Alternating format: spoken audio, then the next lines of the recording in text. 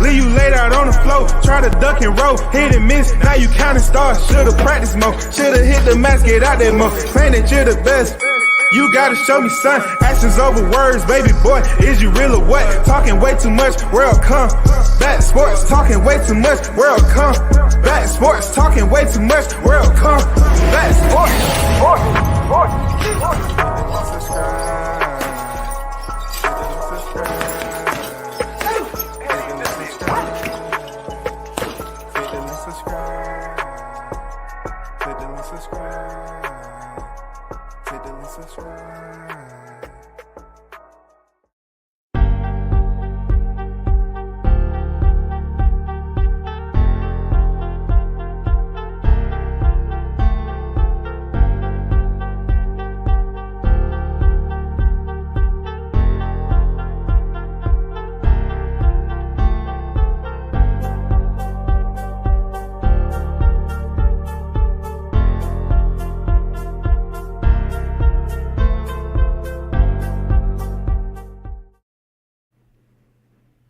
Big shout out this Sunday. WCS back on deck with another one.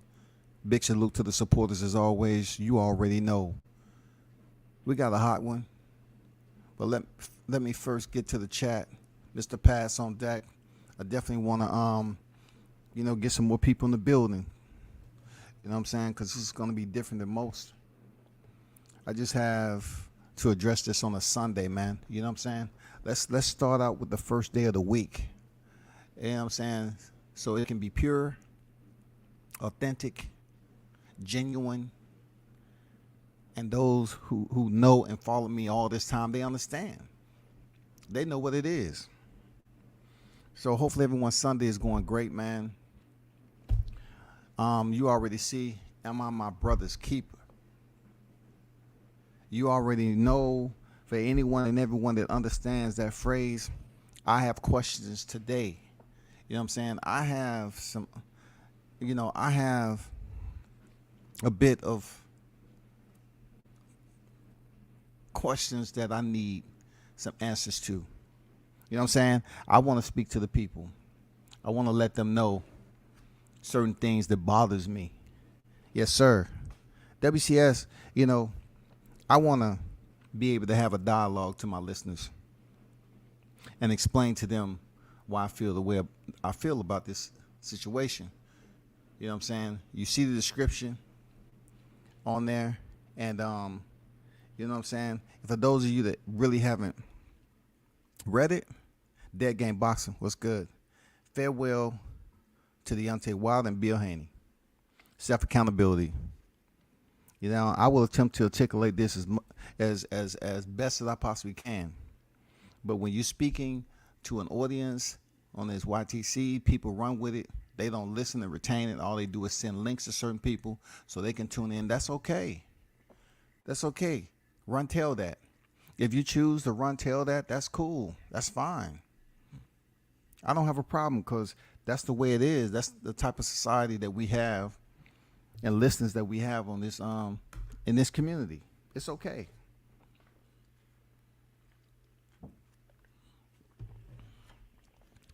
Andrew Charles on deck. Salute. Well, it's good. I'm just going to wait for some more people to get in here before we really start chopping. And this is not going to be anything that's long and drawn out, but I just have some words to speak on when it comes to Deontay Wilder and Bill Haney.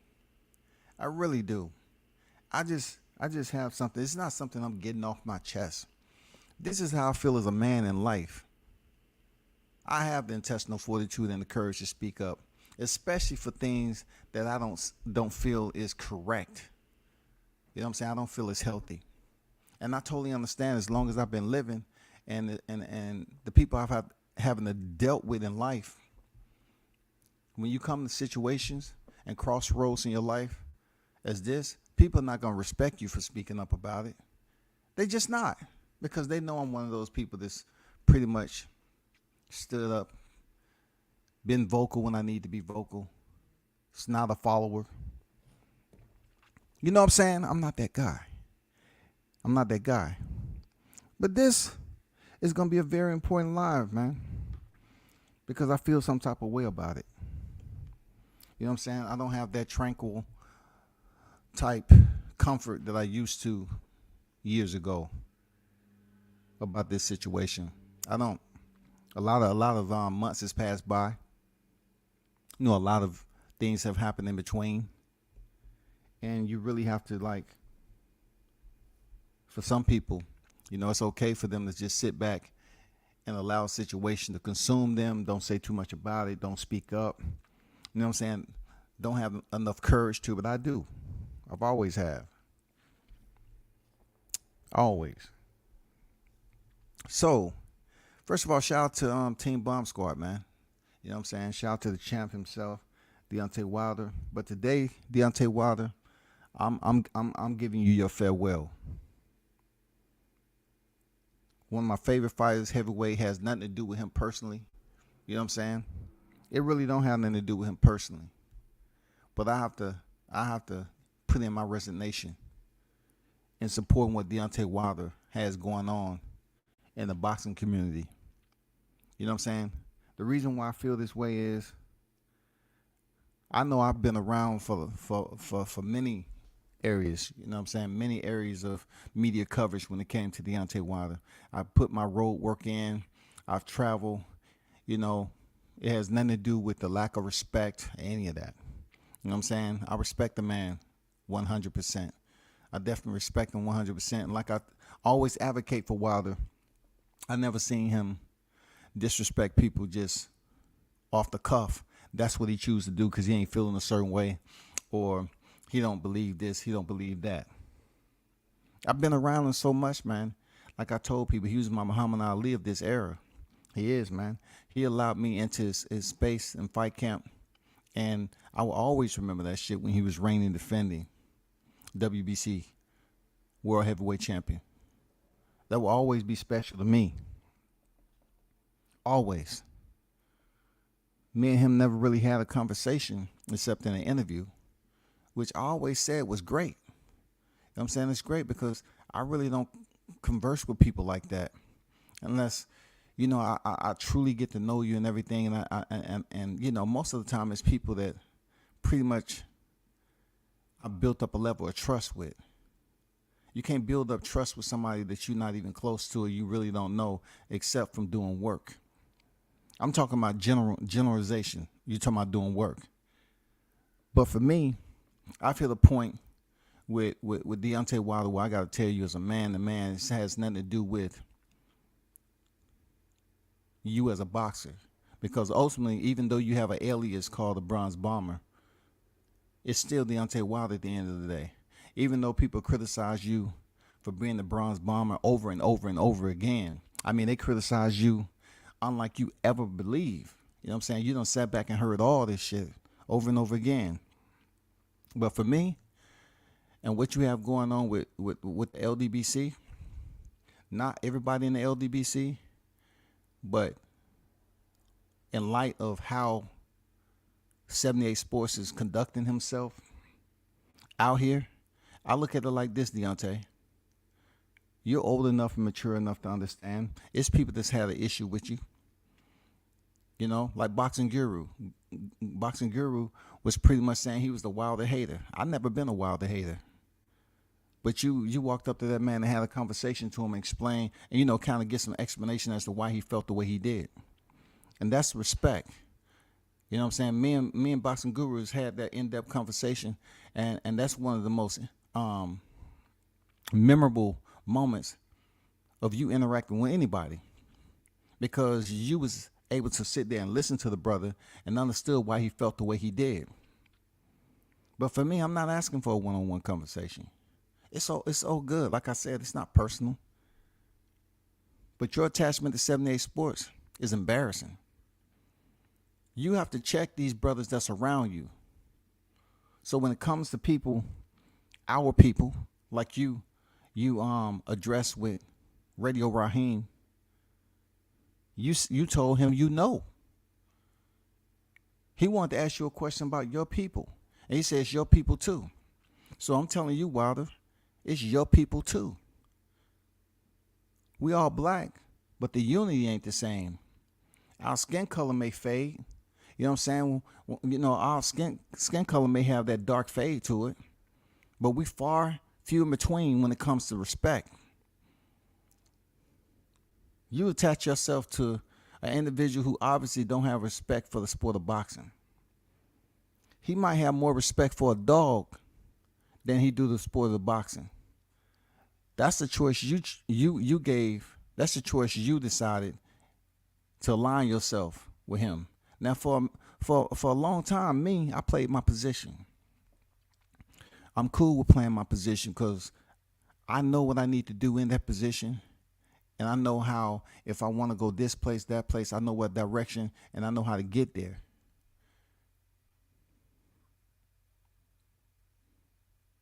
But what's puzzling to me, right? And it's not even confusing.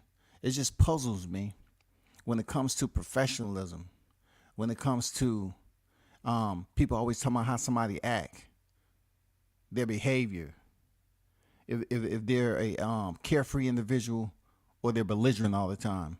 You know, people always want to bring are they cool or are they not cool? This dude is a bad look for your brand, homie. I'm telling you straight up, Wilder. Like I said before, if I lose friends over this, okay, cool. You know what I'm saying? It's cool because it's not personal. If them brothers can't understand why I'm speaking up and saying what I'm saying, so be it. Just don't come to me on some dumb shit like nobody else has had a problem with that's worse than what I'm talking about. I don't want to hear it, man. I don't want to hear no threats. I don't want to hear none of that shit from any one of y'all niggas. I'm not talking about Team Wild. I'm talking about his fans. I look at this as total and utter embarrassment. For you to align yourself with the individual that's supposed to be the head of something, which, to be honest with you, 78, you don't know shit about boxing, homie. You don't know shit about boxing. It's people internal to your group that knows more about boxing than you do. Real talk. You don't know shit about boxing. But for what you've accomplished, Deontay, from this right here, 78 Sports wasn't with you there. He wasn't there wrapping up your hands.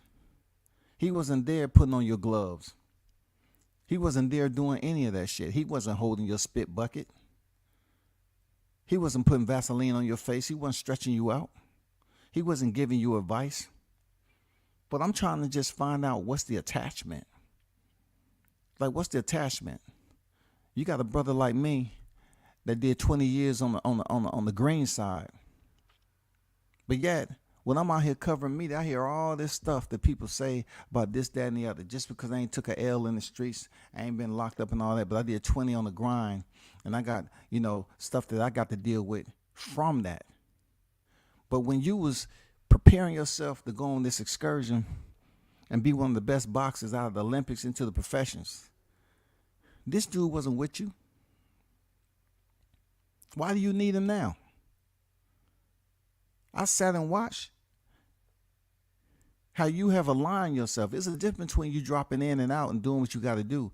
But you have now aligned yourself with a person that pretty much doesn't have a solid portrait out here that people want to be a part of in this YouTube streets.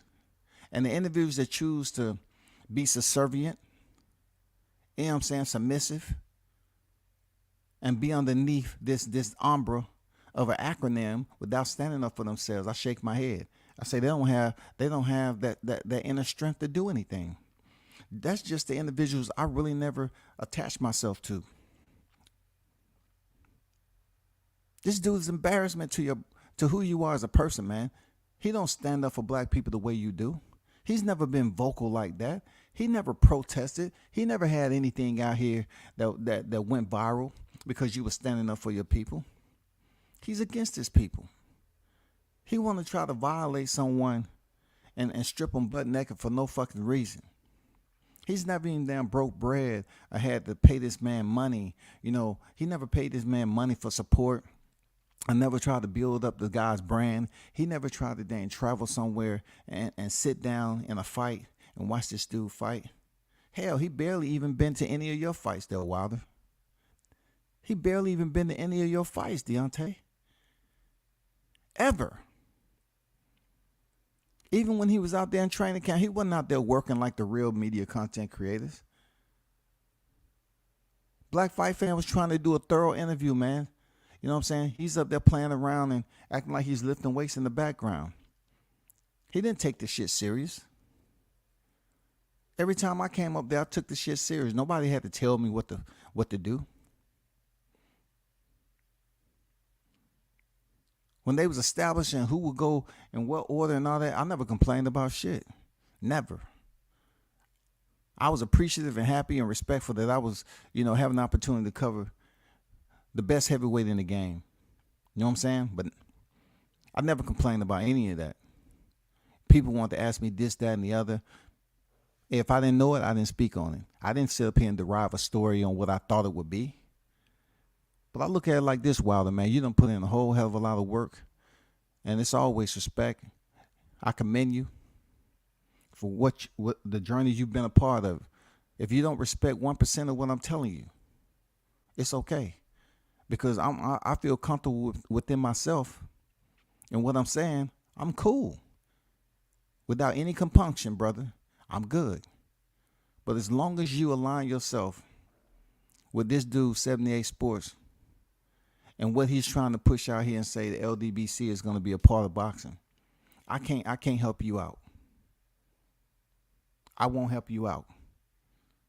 I can sit up here and say this shit ain't personal, but I know it's going to be people internal to the group that try to come at me that don't even communicate with me on a regular basis at all.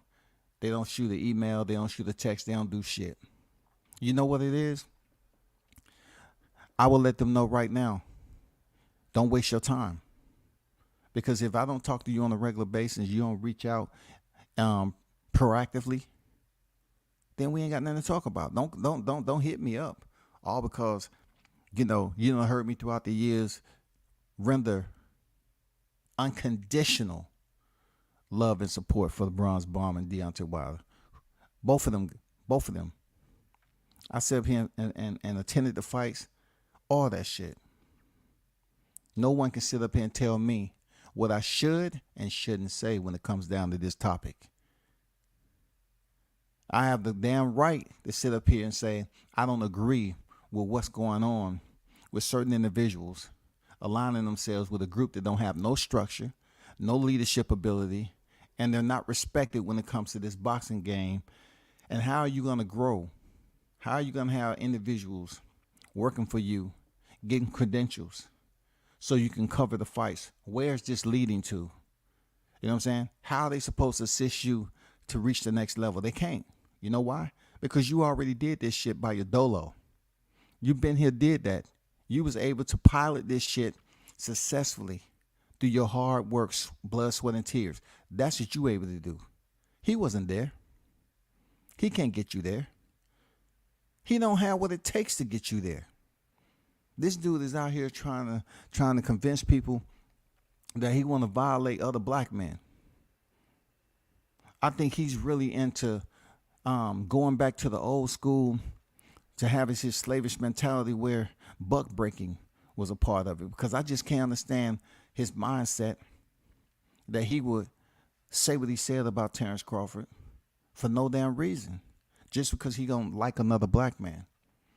You go to that extreme, not liking another black man, but yet you don't think about who that bleeds over on. Who else is that reflecting upon? It's reflecting on you, Wilder.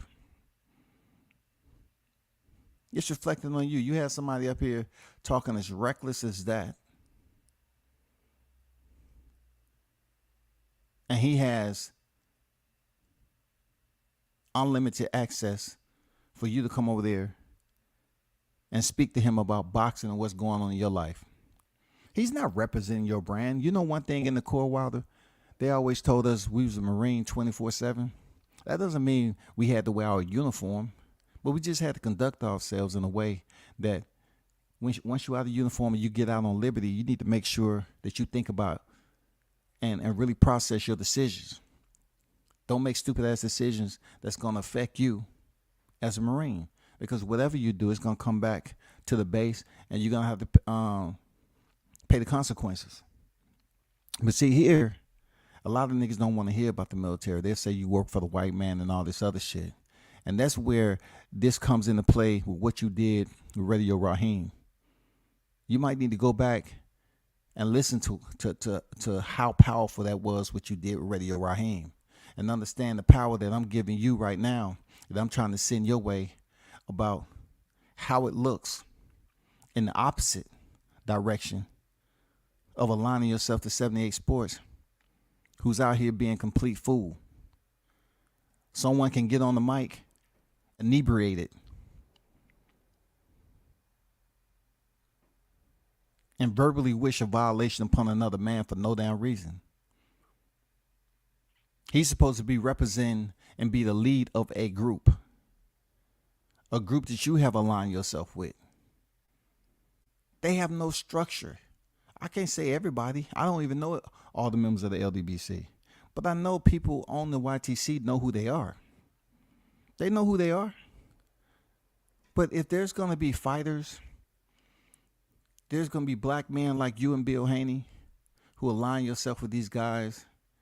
And it's never a time that you just say, hey, I'm all about my brand. I'm all about my brand. Do you think about that before you do some of the things? You need to think about me, okay? I have no problem giving you full, unlimited access, but you need to think about me when you make those moves online, when you come out your mouth and say what you say. You need to hold yourself accountable. That's what I want you to do. I'm being real. This is how I want you to think. This is not free game. You know what I'm saying? This is not just walking up to an arcade machine, popping a quarter in that bitch and playing a motherfucking game. No, this is a brand. This is what I fucking built, and others are eating off what I built. So being that others are eating off the brand that I built, you need to take it to the highest power too. You need to understand that when you crack your lips open and you say certain things, people shouldn't look at you and then look at me.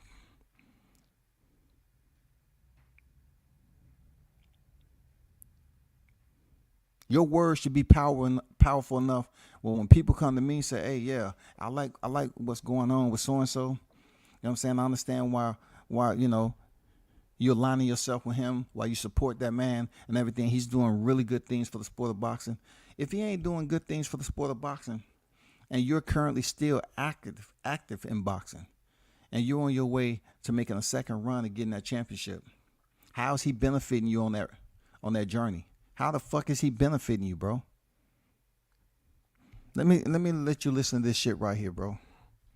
Listen to this shit. Listen to your own voice, man. You probably listened to this before, but you need to listen to it again, Wilder. Your grandma said you was anointed. And anyone that I understand that was anointed that Wilder, they understand when there's evil around them. They totally understand there's individuals that may not be in their best interest. And if God bless you, what he bless you, because he sure enough bless you in this life to be able to accomplish what you did. Sometimes you can't bring everybody that you meet in life. It don't matter if they was back there with you. It doesn't matter. Those individuals may have went along for the ride, but while they was along for the ride, they didn't learn a motherfucking thing while they was going along with you and seeing your growth. They didn't grow. They watch you grow. They was privy to you and witnessing what you had going on, because you was the one that was in the gym. You was the one that was fucking training, going in there and growing and knocking heads off. They was just there for along for the ride. But look, check this out. What people gonna say? People gonna say, "Hey, WCS, he can do what the fuck he want to do." True, he can. I never said he couldn't. He can support who he want to support. You're right. He can, bro. You're right. He can support whoever he want to support. But his time in the sport is limited. He said it himself. He only has about 3 more years left in the sport. He may be Wilder, you may be at the point right now where you feel that nothing nobody says at this point can affect you because you heard it all. I get it. But the way I look at it, Wilder, is there are still moves that has to be made. There's still moments that you're going to have to be in person with your fans There's still places that you're going to have to be. There's still things that you want to accomplish. You built a lot. You earned a lot. You built your brand up. Everybody know what Bomb Squad is. Everybody know what that brand is. And since everybody know what you have built from the brand Bomb Squad, that tells me, why should you have somebody like this dude who didn't provide any contribution, any planning, any logistics? He didn't have any liaison, and how you speak up for your own people. When it comes to, are you your brother's keeper? You don't have to include that to every brother that's around you. Listen to yourself, man. Hold on for a second.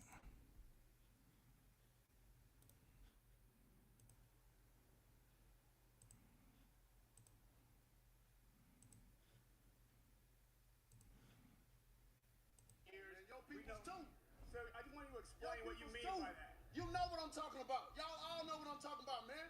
Rewind. Listen, man, you said that your people have been fighting for 400 years. And your people too. So I just want you to explain what you mean by that. You know what I'm talking about. Y'all all know what I'm talking about, man. Don't sit up here and try to bait and not know what I'm talking about. Y'all know what the fuck I talk about when I say these things. Your people too. Explain it. Not everybody knows what you're talking about. Radio Raheem, I don't have to explain what's understood, man. You know what I mean by that. You know what I say about it. I ain't got to go further. And if anybody don't understand that, then God be with them. Go look up the history. Go look up the history. Shit, don't everybody believe in Google? Go Google that shit. See what I'm talking about. You know what I'm talking about, man. You know what I dare you to sit up there and say, explain. You know what I'm talking about, man. It's fighting people. You know we've been fighting for it and still fighting to this day. To this day. To this day. You just sit here, you don't know what I'm talking about? Well, today there, Wilder, on this day, what's understood needs to be explained. Real talk. What's understood needs to be explained, brother. I'm telling you, you're better than the company you keep. Don't have nothing to do with age or any of that. Like I said before, me and you never had no disagreement or anything like that. But it comes to a point when those individuals that you keep in your company, your presence, they're not contributing anything to you. Some of the most pointless interviews you ever had while you've been on this YouTube shit has been with him. Point blank period. I'm telling the way I feel. I ain't speaking for nobody else. I'm telling you the way I feel. Some of the most pointless interviews that you have ever had has been with 78 Sports, period. Point blank. Ain't nobody in my world that I exist in is this king or ruler. Because if I walk up to you and tell you I'm the king, you're going to say I beg to differ because you're in a combat sports and you feel like you're much more physically empowering than I may be. You know what I'm saying? It may be things you accomplish in life that you feel, hey, you ain't living like me. So social status, I don't see that you above me. But it don't have nothing to do with social status. We're talking about respect. I'm strictly talking about respect. And I respect you enough to tell you that this dude is a straight up bum, dog. He's a bum. These dudes ain't going to freaking fights. But he want to talk about stripping. He hoping another black man strip a dude down butt naked in the nude. Violate him like that. Violate him with his words, but the visual is there. His visual is he wants that to happen. He's true to his word with that. That's a fantasy. You know what I'm saying? That is somewhat like, something he's experienced in life. That's why he holds that memory dear to his heart, brother. I need to explain. Why are y'all black men aligning yourself with other black men that's not productive to where you're trying to go in this business, in this sport, especially you, Bill Haney. Especially you, Bill Haney. I understand you frequent these YouTube, avenues and all that, and these roadways and everything like that. But when you say LDBC or nothing, what is that saying? What does that go exactly? Because really, the doggy dog world in this boxing community, even if you establish yourself at the lower tier and build yourself up, right? There's still a group of people that support you, and even a larger group that doesn't. And you got to continue to build. Now, it's really no ethical, no morals and ethical principles and prerequisites for you to get into the sport of boxing. I understand both of y'all have did what you had to do in the sport to build up. You know what I'm saying? Building up Devin. Deontay, you building up yourself along with the team and everything else. But you align yourself with the wrong group of individuals. Like I said before, I can't say the whole LDBC. This is not something, but you have some unscrupulous individuals internal to that acronym. It's almost like, who are they answering to? They go around here and talk about and have the most conversation about other black fighters in the most defamatory way possible that you can think. Most of their conversation and negative energy is directed to other black fighters. But yet it's LDBC or nothing.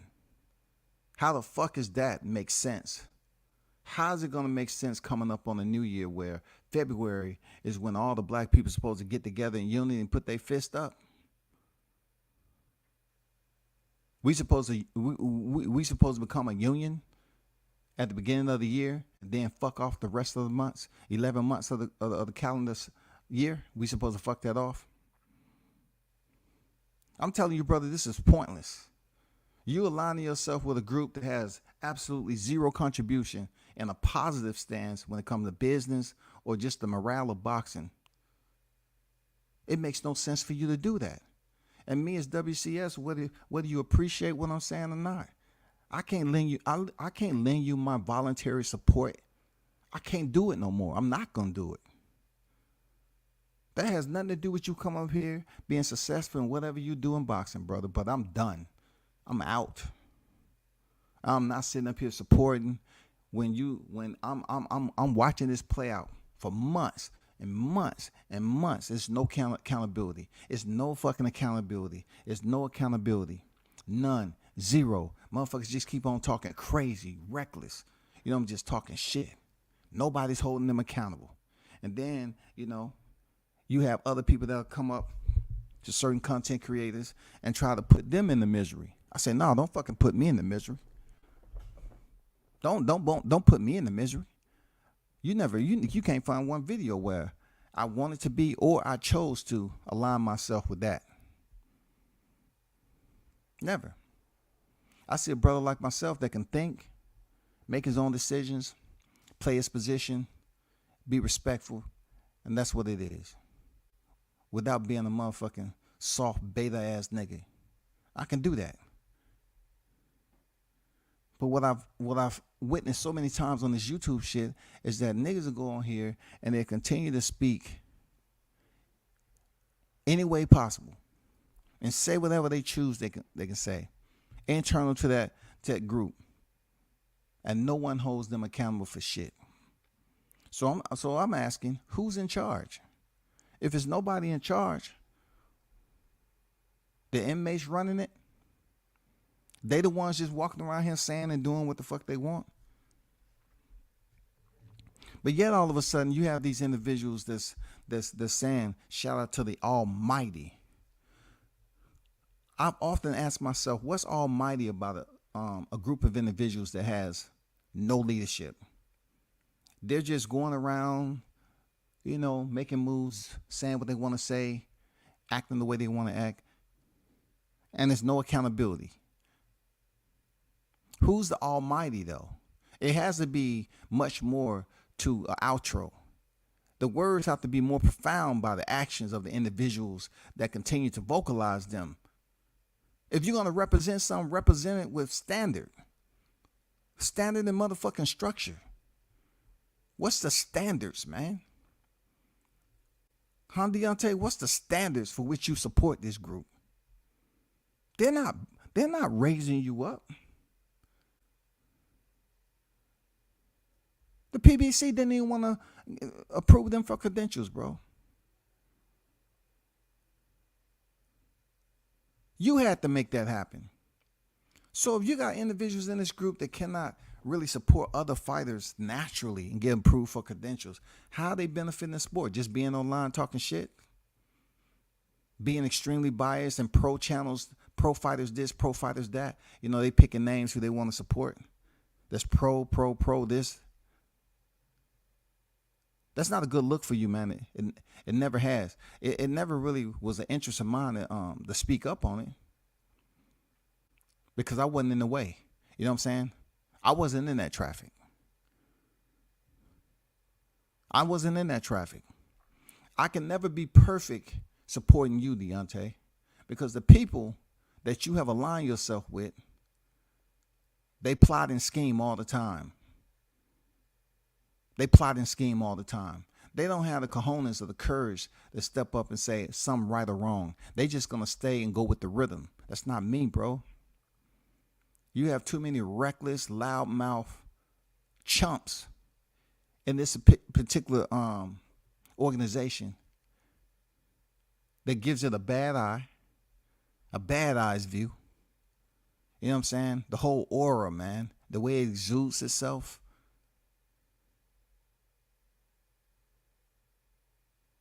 You know what I'm saying? Where you can see them little waves coming off. They give off the wrong vibe to people that's looking in.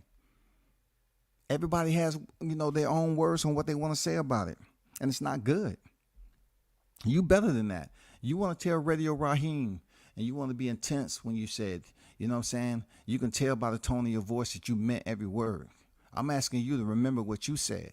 And what I'm trying to explain to you is, I'm on your type of time when you was there standing in front of Radio Raheem.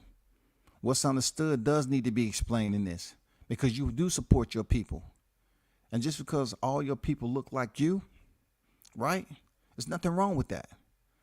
But that doesn't mean you can't sit up here and check them motherfuckers when they up here looking stupid and you giving them your time and effort. It's a privilege for them to be able to have an interview and talk to the champ and all that other stuff. But check this out, bro. Outside of that, I don't see any other growth to it. I don't see anything. You're living way better than most people, especially the ones that's associated in this group. You're living way better because you earned it. You've earned every bit of that shit. And I guess it's for play. I look back at it, I say, Wilder might have these cats around for play. You know what I'm saying? It might just be for play. He's did what he had to do. Man, he's made it to the mountaintop. He's reigned, as world champion, made history, future Hall of Famer, all that. You might have him around for play. But just some niggas like me, Wilder, I don't have niggas around for play though. It don't matter what I've accomplished in life. If they're not something that's conducive, even to where I'm at now, with my family, with those in my inner circle that I choose to keep around because they've been an asset.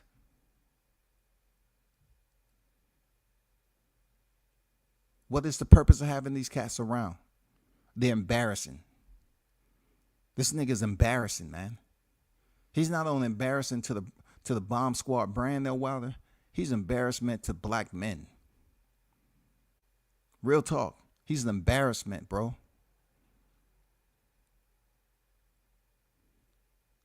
The boxing fans absolutely get nothing from your interviews with him. Nothing. We're not being educated off interviews with him.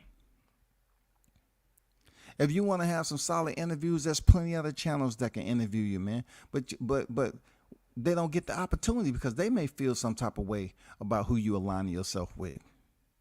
You know what I'm saying? They may feel some type of way. They may ask you those questions and take you to that temperature that you had with Radio Raheem. Real talk.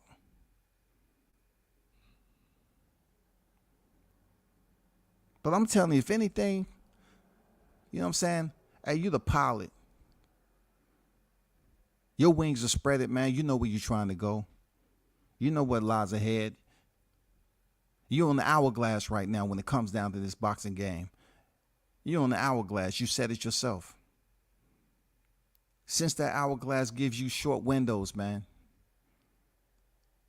you don't have to allow people like 78 Sports to be a part of any flight that you have going on right now. Keep that nigga at the airport and say, I'll see you when I get back. You can't take this flight. And for a while, keeping him at a remote distance wasn't bad. But me, I'm looking at it like, what purpose did it serve for him to be up there doing like the training camp and everything? I didn't see the purpose. I didn't see the benefit. I don't see where the fight fans can just tune in and think, damn, this is boxing criterion content that I will replay over and over again. That's not the case, man. Like, nobody got anything from that. It wasn't no solid interviews being conducted. And, you know, shout out to Black Fight Fan. He was trying to, though. He was trying. Real talk. No slight on him, man. He was trying, but 78 wanted to act like he was lifting weights in the camera view and shit. You're the motherfucking world champion, dog. I understand we can play around and joke and all that, but that didn't contribute to anything that was going on out there. People was looking like,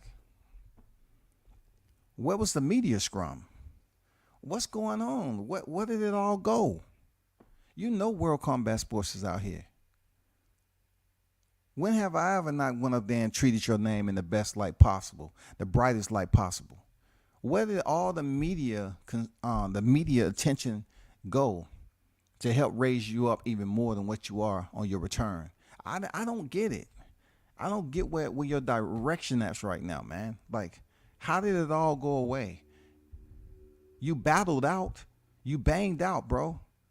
You lost your title in the rematch. You banged out, right?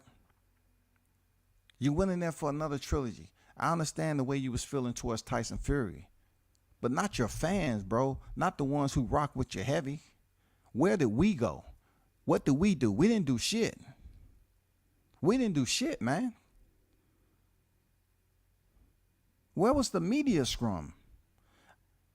I can see that you pay attention and your people pay attention, because when the boxing voice came up there, somebody who you allowed in the training camp, just like myself, when they attempted to ask you a question, your people was on top of that. Why? Because they had talked shit and said you made all these excuses, and they was really talking that mad gang shit. But not WCS. I've been consistent the whole entire time. My biggest question is, what happened to the ones who was there rocking out with you, grinding, driving up to Alabama, all that? Where was the media exposure, bro? Where was the media exposure? We still out here. We were still out here for you. We was there. We was ready. And nothing. You went into the Lanius fight with, like, we didn't hear no media, like hardly any, minimal.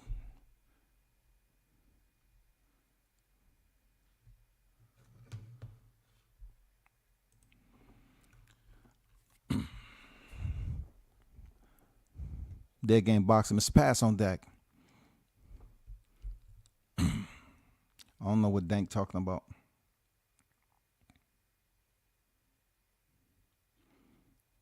So Dank said I was mad. I wasn't invited to camp. Did he even have a camp? How can I be mad and I was there multiple times already? How was I tripping about that? See, that's why when I get up here, I really don't care what you're gonna put in the chat, because most of y'all coming over here on the fake accounts anyway. But he never, look, the times that I was in this camp, I reached out over and over again for that to happen. You know what I'm saying? I reached out. I went through liaison with Tay, and, you know, I have no problem with highlighting who assisted me in getting in the fight camp. I wasn't mad at all about anything. I just came back from Alabama for the statue unveiling. Why you not saying I was mad about that? I went up there and I covered the event, and that was it. I wasn't mad about anything. You need to pay attention and be mature about this shit. I'm speaking about the individuals that is around him and his alliance, if you heard anything, what does it have to do with fight camp? You trying to paperclip something that absolutely had nothing to do with this live stream at all. You never heard me get on here. Find the live stream that I went on here and felt like I felt some type of way about a fight camp I ain't know nothing about. I didn't know he had a fight camp. What are you talking about, bro? Show yourself. Show yourself. Don't come in here just talking that nonsense. Shout out to Shaw News, the Sauce Experience, a.k.a. Showtime. Shaw in the building. What's good, brother? Real one on deck. Shout out to Team Tucker. Big Blunts and Boxing on deck. What's good? Salute to the chat, Mr. Paz. See, one thing about me, I'm not going to worry about what the others who can be in the chat talking about, because they never had the experience. They never been there. They never put in the road work and pressed the gas and passed the exits and, went up there and put in the work. But when, here we go, one black man supporting another black man several times over in different areas. And then I get on here and speak what's on my mind. They feel like I don't have the right to do that. I definitely have the right because I say so. I didn't ask you for the right. I ain't asked Deontay for the right. I don't have to ask nobody because I'm my own man. I can speak up for myself. So it don't matter what you put in the chat because you was never in a position where you wanted to be there and see what the chat was doing anyway. To be able to damn cherish the moment, relish in the moment, cover the sport the way it's supposed to be covered. That type of person never put themselves in a position because they didn't care. That's all I'm saying. What's going on, Foul Player? This is why I respect your channel and like it because you're releasing nothing but the absolute truth. Appreciate it. Buckle up. Appreciate it. So, you say I sound hurt. Well, you haven't followed me enough. I sound the way I sound. I don't sound hurt. I'm speaking on something that I wasn't forced to do. Nobody forced me to do anything. You act like you want to create a charade, right? You know what I'm saying? I understand you might still live in that world. A lot of shit you deal with, you there because it's against your will. You know what I'm saying? You don't create situations for your benefit and you control the outcome. No, you be in situations that control you, nigga. Nobody's hurt. You got to understand, when you get a certain age in life, you don't have to be in the 50s. You can be in your 20s and understand what wisdom is about. You can understand what's right from wrong. If you can never speak up for yourself, then what are you going to stand up? What are you going to stand on, bro? You'll be the same one out here putting it out, hey, stand for something or fall for anything, giving all these motivational quotes and everything. I'm not sounding hurt. What are you talking about? I'm telling the way I feel as a person that really respect and support Deontay Wilder. And I'm letting him know as an avid fan, I'm talking about no one that's around him can say, I sat up here and threw shade at him. Nobody. Not even you. You can't sit up here and tell me anything. But you are here listening. And you want to talk about all the freaking content that I've gathered without anybody telling me how to gather that content. Then you might shut up. You know what I'm saying? Just look at all the content I was allowed to gather due to being led into the fight camp. This has nothing to do with a fight camp. This has something to do with etiquette. Everybody's not going to have etiquette because they're not that individual. Their thought process not like that. They don't understand how 78 is embarrassment to the brand of the Bomb Squad. You know what I'm saying? To this day, you know what I'm saying? It's an embarrassment for him to be a part and affiliate himself with this dude. He provides nothing. Nothing. He can't interview a fighter. You know what I'm saying? But it might be another connection that I don't know about. A deeper connection between, why Wilder will associate himself with an individual that has zero to no freaking contribution to the sport of boxing at all. Nor when I hear people calling him General 30 times over. I never heard the champ do it. I don't know, man. Like, he said he was gonna come in and sport a boxing to make money. He don't give a fuck about nobody else. But in order for you to come into boxing, you got to give a fuck about somebody. You know what I'm saying? And even if you don't show it, and deep down inside, you dare to be a cutthroat ass nigga, you gotta like move with the flow to get where you need to be. You can't come in there with mentality talking about, I don't give a fuck about anybody else. I'm just there to make money. Fuck everybody else. Okay, cool. Everybody's had that notion at one point in time who had the mentality you did. You want to go up in the sport of boxing and think it's going to be easy for you to gain entry? It's man, do you know how many people have tried that? You will go nowhere, bro. Yeah, I felt some type of way for you to sit up here and feel the way you do about another black man.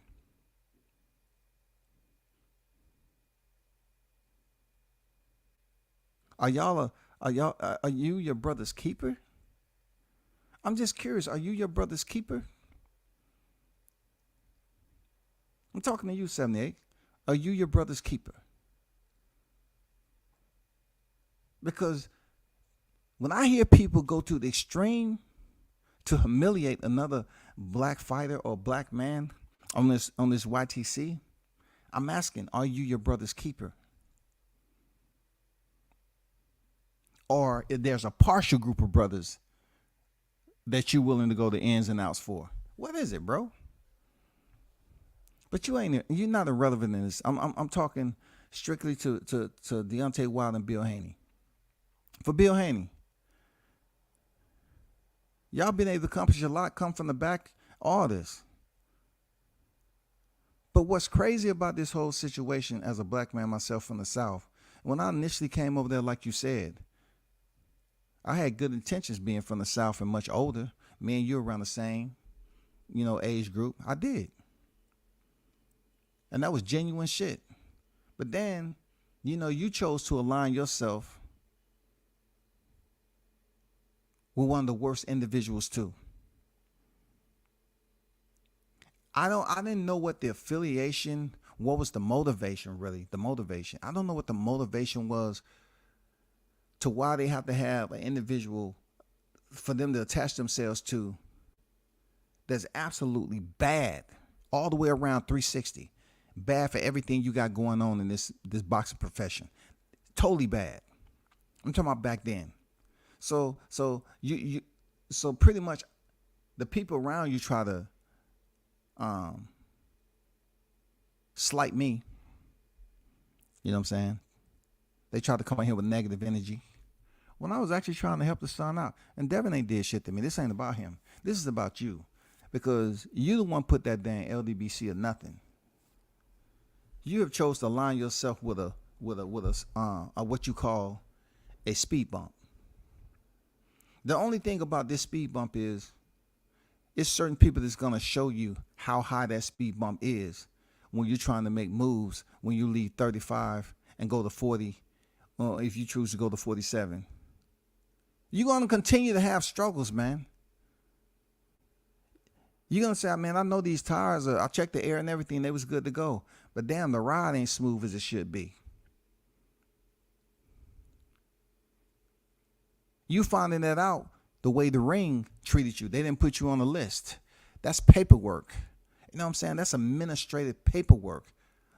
That's exposure that Devin can have to reap the rewards that he's earned inside the ring. That's what it is. That's exposure. That's putting it out there and let people know this is what happened. But when you around here wearing LDBC or nothing, what does it mean exactly? What does it mean when it comes to the boxing promotions that's out here doing it big?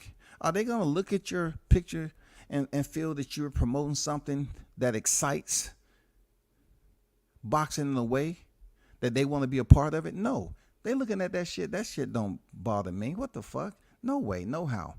What's the alignment for, bro?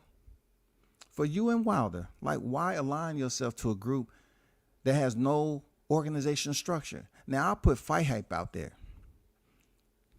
Fight Hype has a team of individuals that goes out here to fights, and that's why people allow them to get the interviews and the content.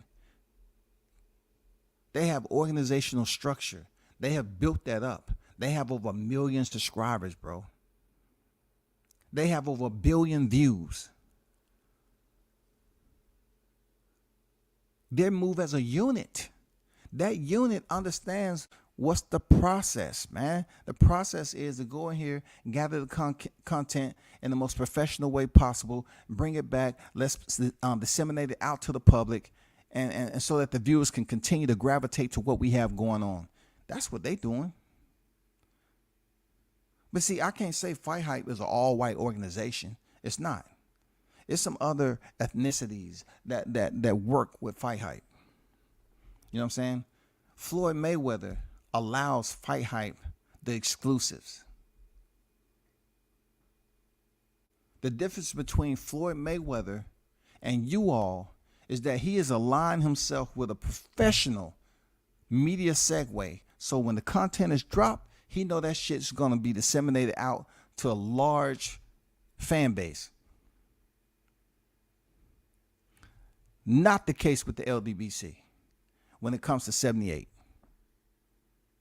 If he was to instruct his people, this is what we need to do, and y'all are up here talking about conducive shit behind the scenes, hey, we got this information coming down, blah, blah, blah. But nobody in person has an LDBC shirt on, conducting media and getting approved for credentials and moving like that.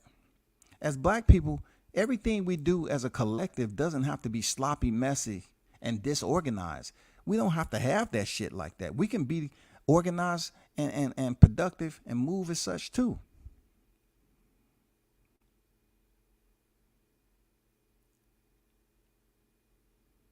What are we looking to do here?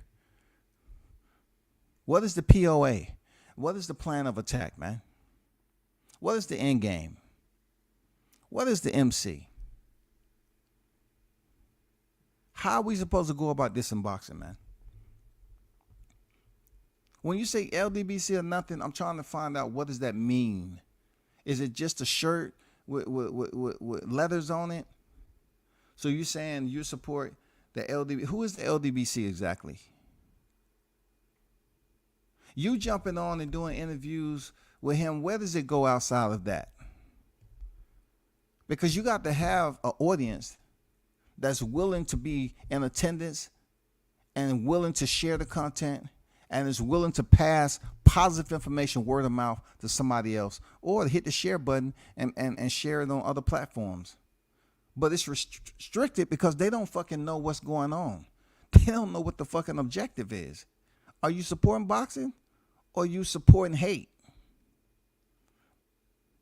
What are you doing? I'm just curious. Like, what is the 78 guy doing exactly? Is he promoting hate or he promoting boxing news? Because when I see people internal to his group, you know, refer to another man as nigger and nobody correct the black man, that means somebody co-signed it. When you see hear another guy on a channel playing slave music and putting monkeys up all the time, you got to question yourself, like, are these individuals black? Are they black? Like, it's some confused individuals like myself. Like, are these black people degrading their own kind? Like, playing the slave music all the time, always want to, sambo this, sambo that. I'm not understanding, because there's been so many people who leave the group for their own reasons. So if you had 1, 2, 3 groups leave, then I guess those, at one point in time, those individuals woke up and said, no, it's time for me to absquatulate. It's time for me to relocate. It's time for me to reset. This is not for me. So if one of those individuals did it and the others decided to do it, that means they had a epiphany. They say, okay, cool. I get it now. This is not for me. This is what I see going on, man. I got to make a smart decision. I'm out. And some people who chose to left that that group, so to speak, they receive backlash from their own people. They receive backlash just from making a grown-ass decision as an adult to leave something. I'm just asking 78 and everybody else this question. If you plan on breaching yourself or becoming a primary player in the sport of boxing, knowing that there's other people that got deeper pockets than you, right? There's other individuals and entities out here doing this long before you. How are you trying? Have you came up with a spreadsheet? How are you trying to make this happen via the YTC? How you move and how you look? Because I can't call you a content creator. To be honest with you, you just have a channel to me. I can't call you a content creator because you don't really create content. So what is your purpose for the next 5 years on YTC dealing with the sport of boxing? I don't understand. I just need to know, like, what is it exactly? Just drop it in my DM. Like, where are you trying to go in the sport of boxing in the next 5 years? Because, you know, internal to your group, you have some of the worst channels. What I mean by that, not every one of them. I'm talking about you have some of the established worst channels when it comes to talking boxing internal to your organization. And it seems like they're worse because you're not holding them accountable and checking them and making sure they understand that it's standards. Since you don't have standards, some of these channels that's out here just being reckless with reckless abandonment,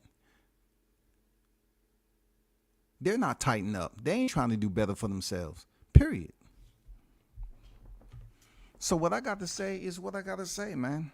I don't have nothing else to do with putting my hard-earned effort and speaking on a situation, you know what I'm saying, with you, Deontay Wilder, it's you, Bill Haney. Y'all want to align yourselves wholeheartedly with a group that is distasteful to stuff we do in everyday life as adults, not just in boxing, just as black men in general. Real talk. It's distasteful, man. It doesn't shed any type of good light on us at all. It's a total embarrassment.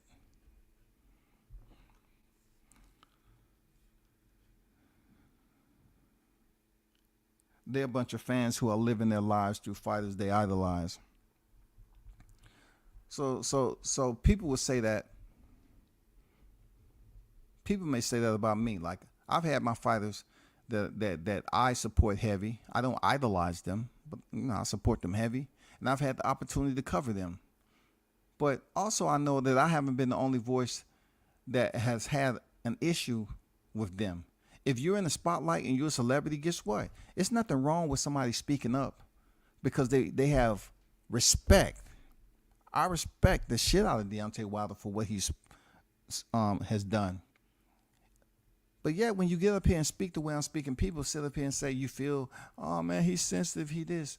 So let me tell you this. Let me keep it real. When Deontay is on these channels, right? They'll sit up here and say that you being all sensitive and you heard about something. But yet, when they get on there and they interview him on the channel, right? They're not even speaking about anything. They're laughing and joking. They're not keeping that same brash type of exterior that they portray themselves to be. They all smiling and shit. Why?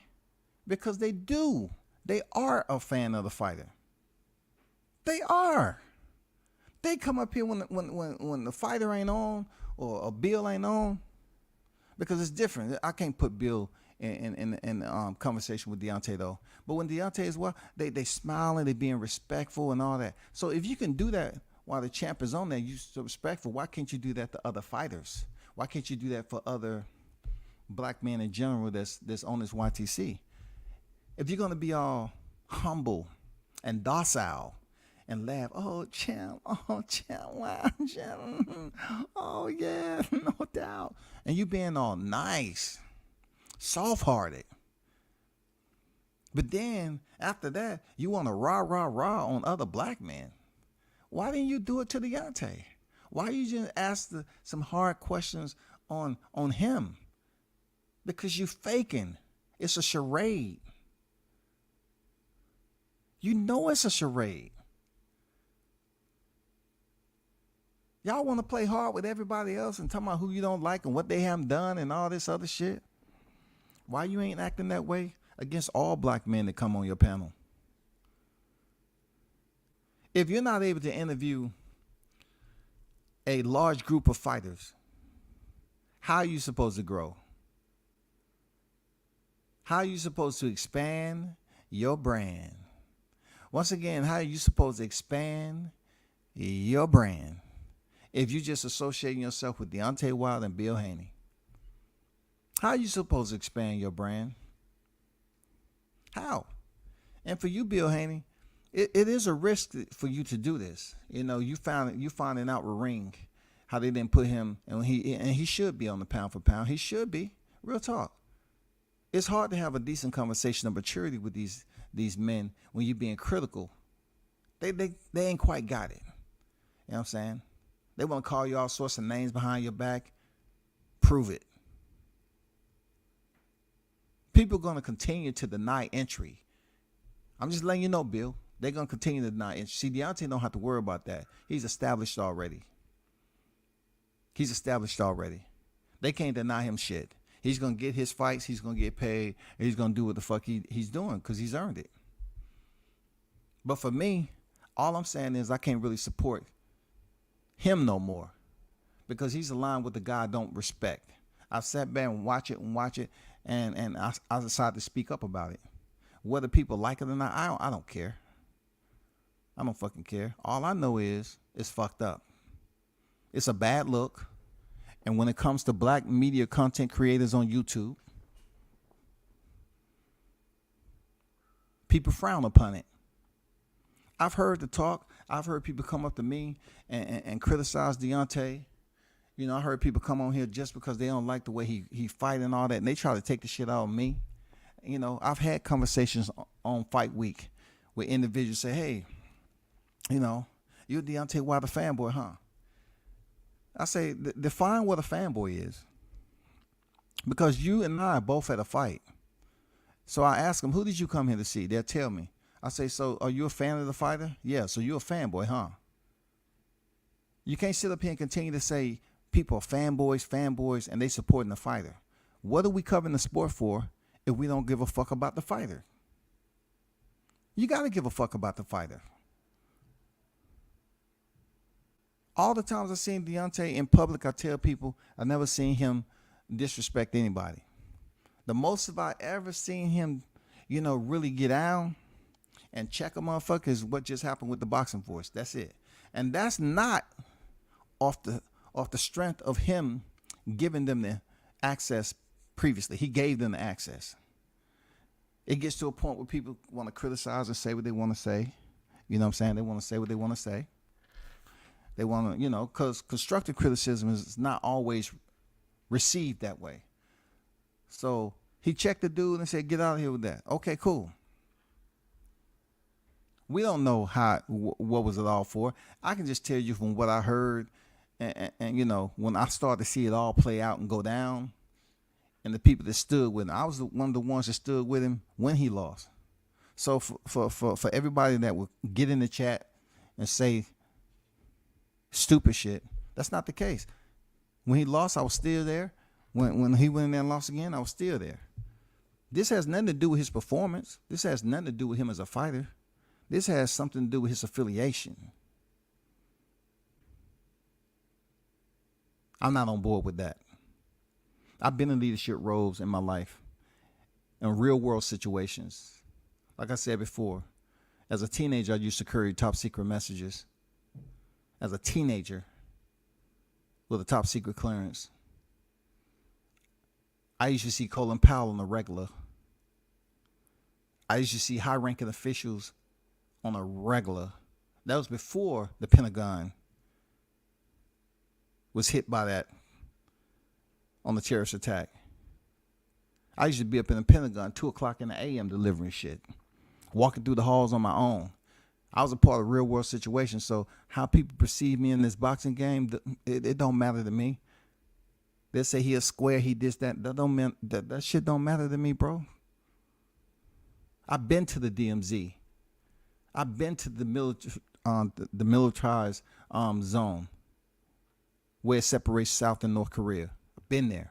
I've been on the bridge. I've been there where it was a Korean guard to my left and right. I've seen the North Koreans in the tree line right at the end of the bridge. I've seen the damn highway where they have the guard post up there and it's manned by Koreans that's able to shoot if they feel any type of threat or somebody's trying to infiltrate North Korea. I've been all around the motherfucking world, bro. So I don't get Google-eyed over nothing. Today is just my point, as always. Just say I will see from a distance. I don't have nothing negative to say about Deontay Wilder.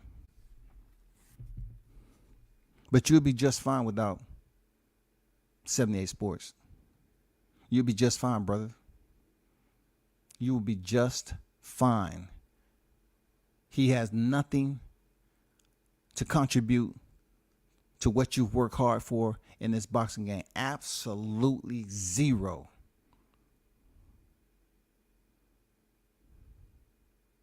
Nothing. Zero, bro. What you done put in the sport and what people know you for, they don't bring up 78's name. They don't bring up the LDBC. It don't matter how many interviews you have, Wilder. You can have 50 interviews with this dude. You're not going to find one or two people that say, you know what? I really got something informative from that shit. If they paying attention to you, cool. If they really want to know what you got to say, fine. They're going to get some. But as far as him asking questions and you know, him cultivating that interview, it's not going to happen, bro. Bill Haney's situation is different because he is enamored with being on the YTC streets. So he's pretty much acclimated. But he too has aligned himself and say LDBC or nothing. So with that said, you're going to have many, many speed bumps, man. Your son has did wonders. I'm talking about wonderful job, man, y'all doing. But you too gets the farewell. Call it for what you may.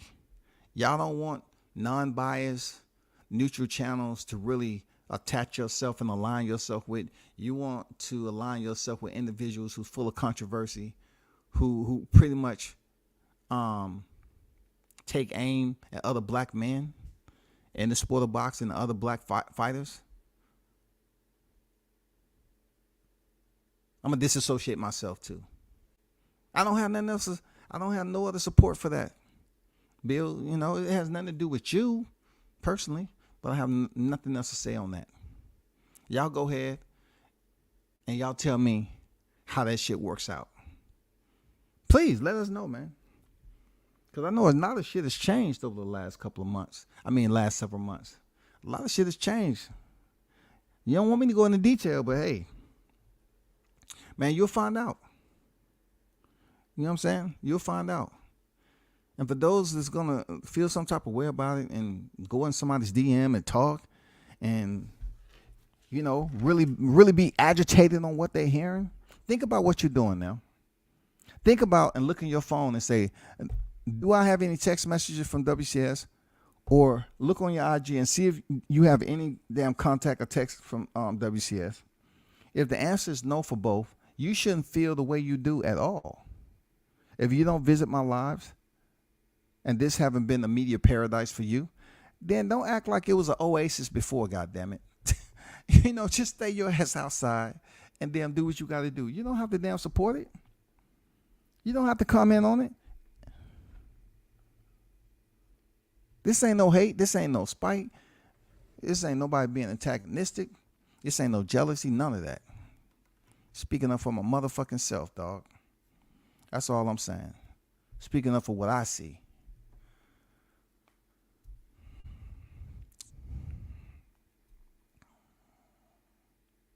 say one thing off code to Wilder and you're blacklisted just like TBV. Like, once again, you said what you said, right? All right? I'm not going to sit up here and agree that he said one thing. It was more than one thing. I know for a fact. It was more than one thing. It is an accumulation of negative reporting that they did on Wilder that forced Wilder's hand to respond to that media guy that was there in the Barclays in Brooklyn or whatever. It was multiple. I've seen Wilder on deck several times. The dude will close out for his fans and everything. We are human beings. And look, I treat people like they're intelligent, 100% intelligent. Then I subtract it from there. From 0 to 100, I subtract it down from there when you start to act like you don't understand. You can't process it. Your brain doesn't calibrate it enough for you to separate what's bullshit and what's truth. It was more than one, though. It was several. It was several bit of criticism. You know, when people say, I'm tired of hearing you doing, I'm tired of excuses, I'm tired of that. Yeah, but that shit's going to get back. You know why? Because, you know, TBV was there when I was there in fight camp. You know what I'm saying? I just didn't go to one fight camp. TBV was there. So it's loyalty, trust when people allow you access to their domain. You know what I'm saying? It's a privilege, real talk. It's not a right, it's a privilege. So when he violated that through freedom of speech and wasn't something positive, hey, he didn't get the answer. Hey, man, he didn't get the answer, bro.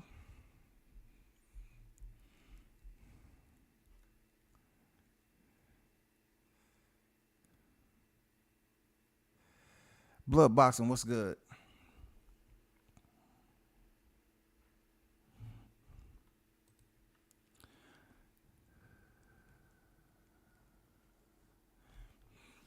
He said WCS must have been a very sad sight to see North Koreans like that, bro. Don't know shit about the rest of the world, slaves in their own country. Well, I saw their guards. I saw their guards that was armed and they was waiting. If I would have crossed over that median that separates North and South Korea, they have the green light to shoot. There's many stories. That place is a very desolate type place to separate. You know what I'm saying? You have to be there to understand what I'm talking about.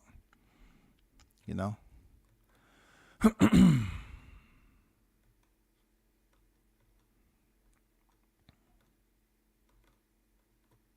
D-Lo on deck.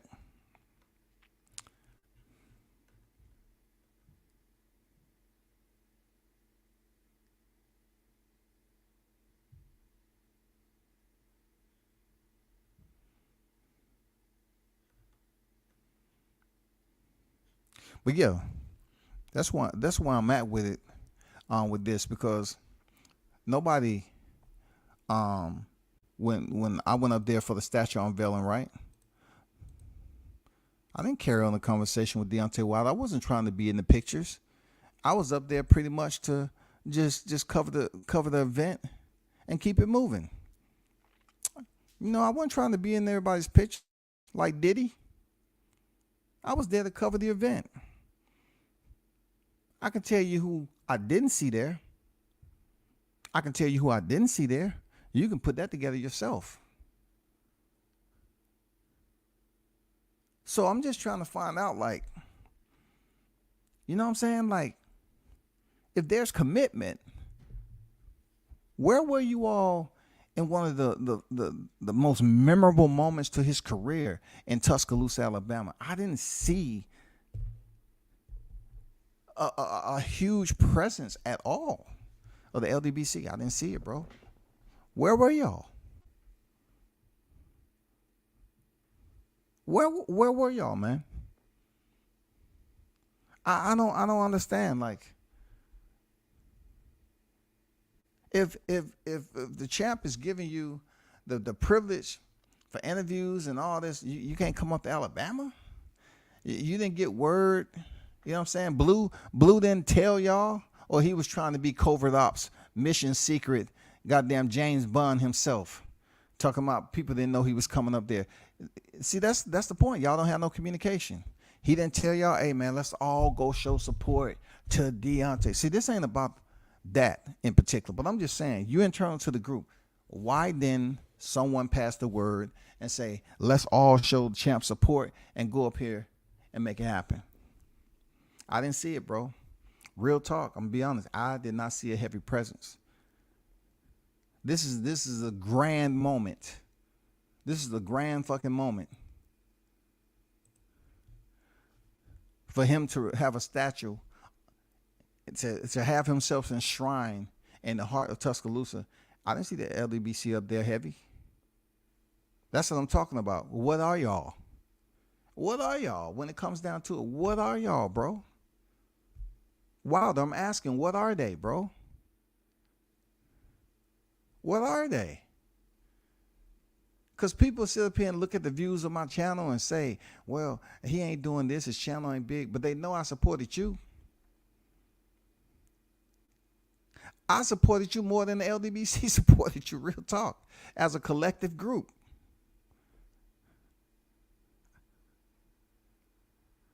I never complained about shit. I heard people talking shit, shit about me. I still didn't do anything. I say, all right, cool, whatever. I ain't sweating it. Non-physical energy, I ain't sweating it. People up here talking shit that had nothing to do with anything. I'm dealing with productivity and movement and getting the information out there for the champ. That's it. But this right here, this is where I draw the line. That shit ain't even in the sand, because if the wind blow and you drew a line in the sand, that shit can be invisible before you know it. It'll be gone. I'm drawing up a conclusion to say that's what it is from this day forward. This day forward. You know what I'm saying? What I real request there, Deontay, is that you reconsider, you know what I'm saying, what you got going on right now.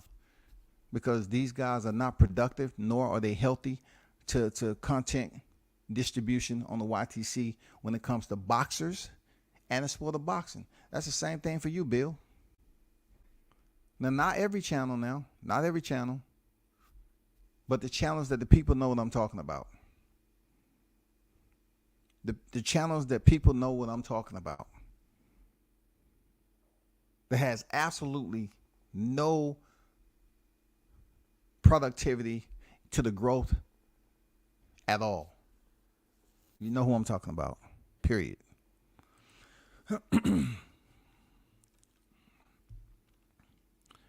East Money, what's good? New Media Today, USA Boxing on deck with it, Coach Malachi in the building. Said peace to the chat. Salute WCS, hit the like button on your way in the door. Family, what's good? Appreciate you, Coach. That's a good question. Where were the Alphabet Boys? That's all I want to know, man. Like, they'll sit up here and continue to look at my channel and what they say it isn't doing. But then I'm asking myself, in some of the biggest events that I've been at, whether it was in Alabama covering some of the fights JD's put on, or Deontay being down here in the ATL, or him being in Vegas, I didn't see a huge presence of them dudes covering the fights. I was in the media room. Where were you all at? Where were you at, man? That's all. I just want to know. If people continue to sit up here and say what your channel is, a channel don't define someone that's making a living in real life. A channel can contribute to something more, yes. But you have to do it in a way where people respect that growth.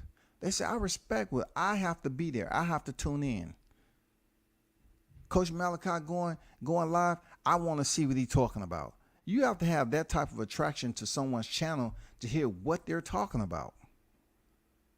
Because you're getting consistent with it. You say, okay, I've been there before, let me go there again.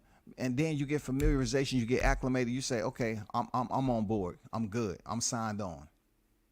I don't get that with all these other channels, man. Y'all want to push a narrative and all that? I don't understand, Wilder. A lot of these channels push narratives, bro. I supported you heavy and then pushed that narrative. I held mine 10 toes down when you went through your losses and everything. Even before that, when you was going through all the other shit with Anthony Joshua and all, 10 toes, stood on my square, held it down, returned fire from the bunker, all that. But I just don't know what the direction is with this. This LDBC association is tarnished. It's diminishing what you built, man. They wasn't in the motherfucking gym holding the spit bucket. They wasn't sweeping the floors. A lot of them dudes don't even come close to having as much media as I got on you.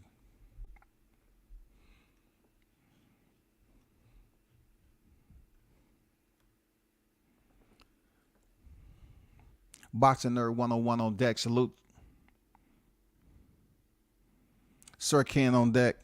Salute to you, Sir Ken. WCS salute. Salute to the wrenches and salute to the chat. Smash the like button. Bruce, salute, my man. Appreciate you, Sir Ken. Mr. Pat say, Bruce, salute, my man. You back home.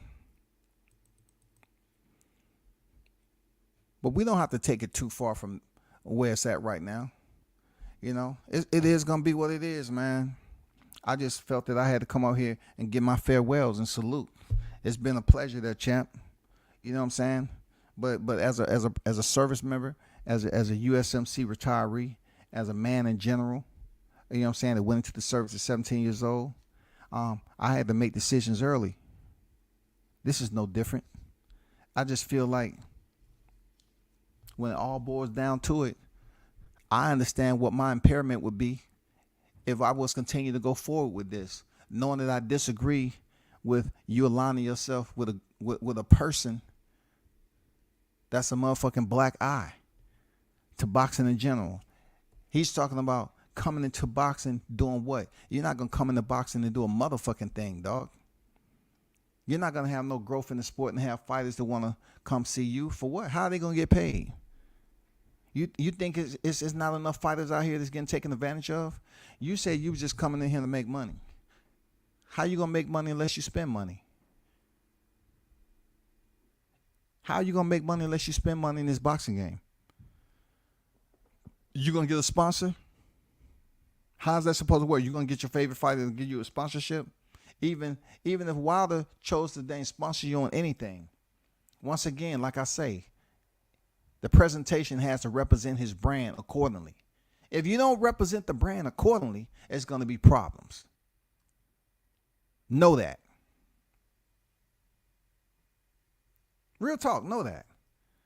Bill Haney can get 20 groups on here to come on here and speak on Devin Haney. Okay.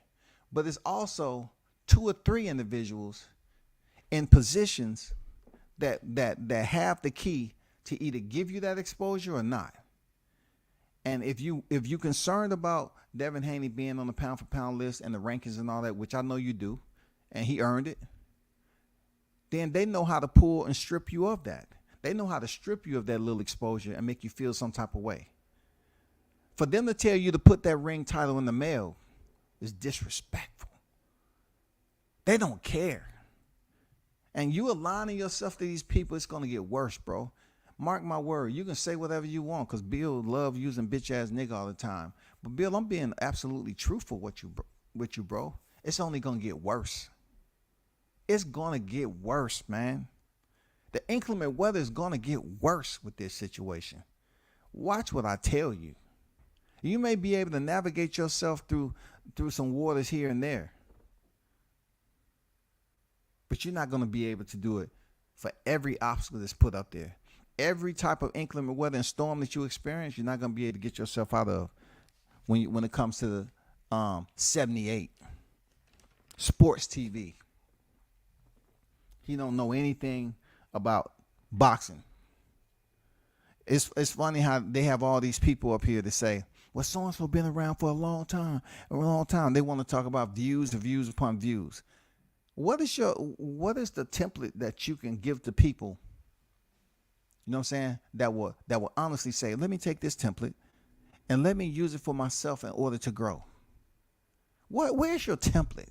Because y'all niggas are not growing exponentially. You're not growing up here and have this aura about yourself that people tuned in and say, I need to know what they got going on. so I can build myself up too.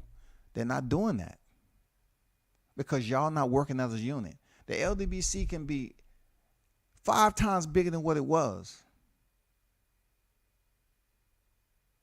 if 7 8 Sports TV wasn't in charge of everything. Real talk. Dude has the wrong mentality. He's not dedicated to shifting gears and talking about the sport and building up that group. If he sent and had respectable media on deck at these fights and the promotions respected the organization enough to grant them credentials, just like they do Fight Hype, then we're talking about a whole nother level of exposure. But that's not the case. And you know another secret, my brother? Long as you at the helm, it'll never be that way. Never. Because you're gonna piss so many boxers off that they're gonna pass the word. If you think I'm bullshitting,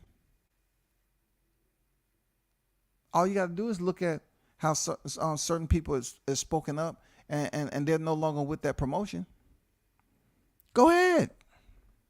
Word of mouth is I'm talking about, it's lethal. The tongue is a sword to life and death, bro.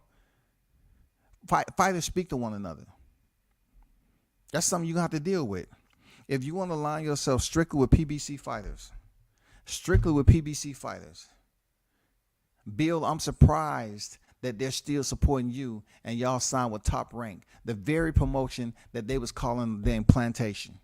I'm surprised, Bill. That's what I'm trying to tell him. Like, it's going to be some switches, ebbs and flows and shit on you know what I'm saying, how these cats move. But I'm surprised they even still fucking with you and then turn their back on you when y'all signed that fight with Top Rank. Because when Crawford was in that position, they dogged him the fuck out. He left, they still mad at him. You there? They're like, I don't know what to do. What should we do? Let's have a meeting on the private chat. What should we do, General? General, what should we do? I'm telling you, this is not gonna be the last time, bro. Watch what I tell you.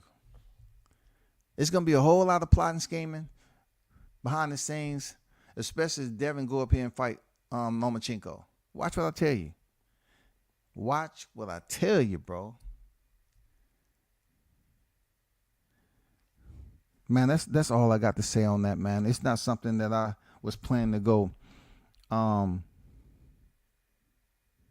for an extensive amount of time. You know, for the Deontay Wilder situation, man, I salute you for everything you accomplished, bro. It comes a time where, either you respect what I'm saying and understand it need to be explained, or you won't. It's okay, brother. I don't have nothing to say about your team, you as a person, none of that. But as a fighter, I'm done. I'm done, brother. I'm calling it as I see it right down to me. I'm done. I don't have anything else to do with it. I'm appalled at the so-called leader and what's been going on in this situation. And being that you are affiliated and aligned with it, I have to release myself from that. You know what I'm saying? I'm done. I'm separating myself from that, brother. I know it's gonna be all the bitch ass niggas behind the scenes. When they call me that, bitch ass nigga. Man, I've been there, heard that, all this other shit. I'm not. Say what you like. All I'm saying is, that's what I believe in. That's what I know. That's what I'm putting out. It is what it is, man. It's no knock on you moving forward in your career. Go get the belts again. Do what you got to do. But association, guilty by association, I'm not doing it, bro. I'm not doing that shit no more. Same with Devin Haney. I'm done. Bill Haney, you say LDBC or nothing. Let me see you ride out with it, brother. There's nothing towards you. Let me see you ride out with it. It's nothing towards Team Haney at all. But being that you're affiliated with these people, I'm not on board with it, bro. I'm done. I'm not even trying to challenge myself that she cannot hang on and continue to support because the fighters are who they are and all that. I'm not doing it, bro. That's all I know. I don't need to justify to nobody. My words are my words, and that's all I know. You know what I'm saying? That's what I respect. My words are my words. That's what it is.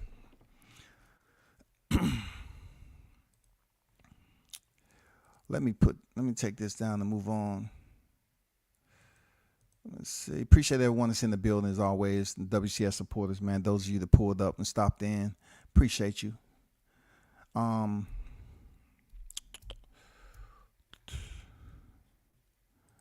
wanted to make one mention about the fight recap last night, right?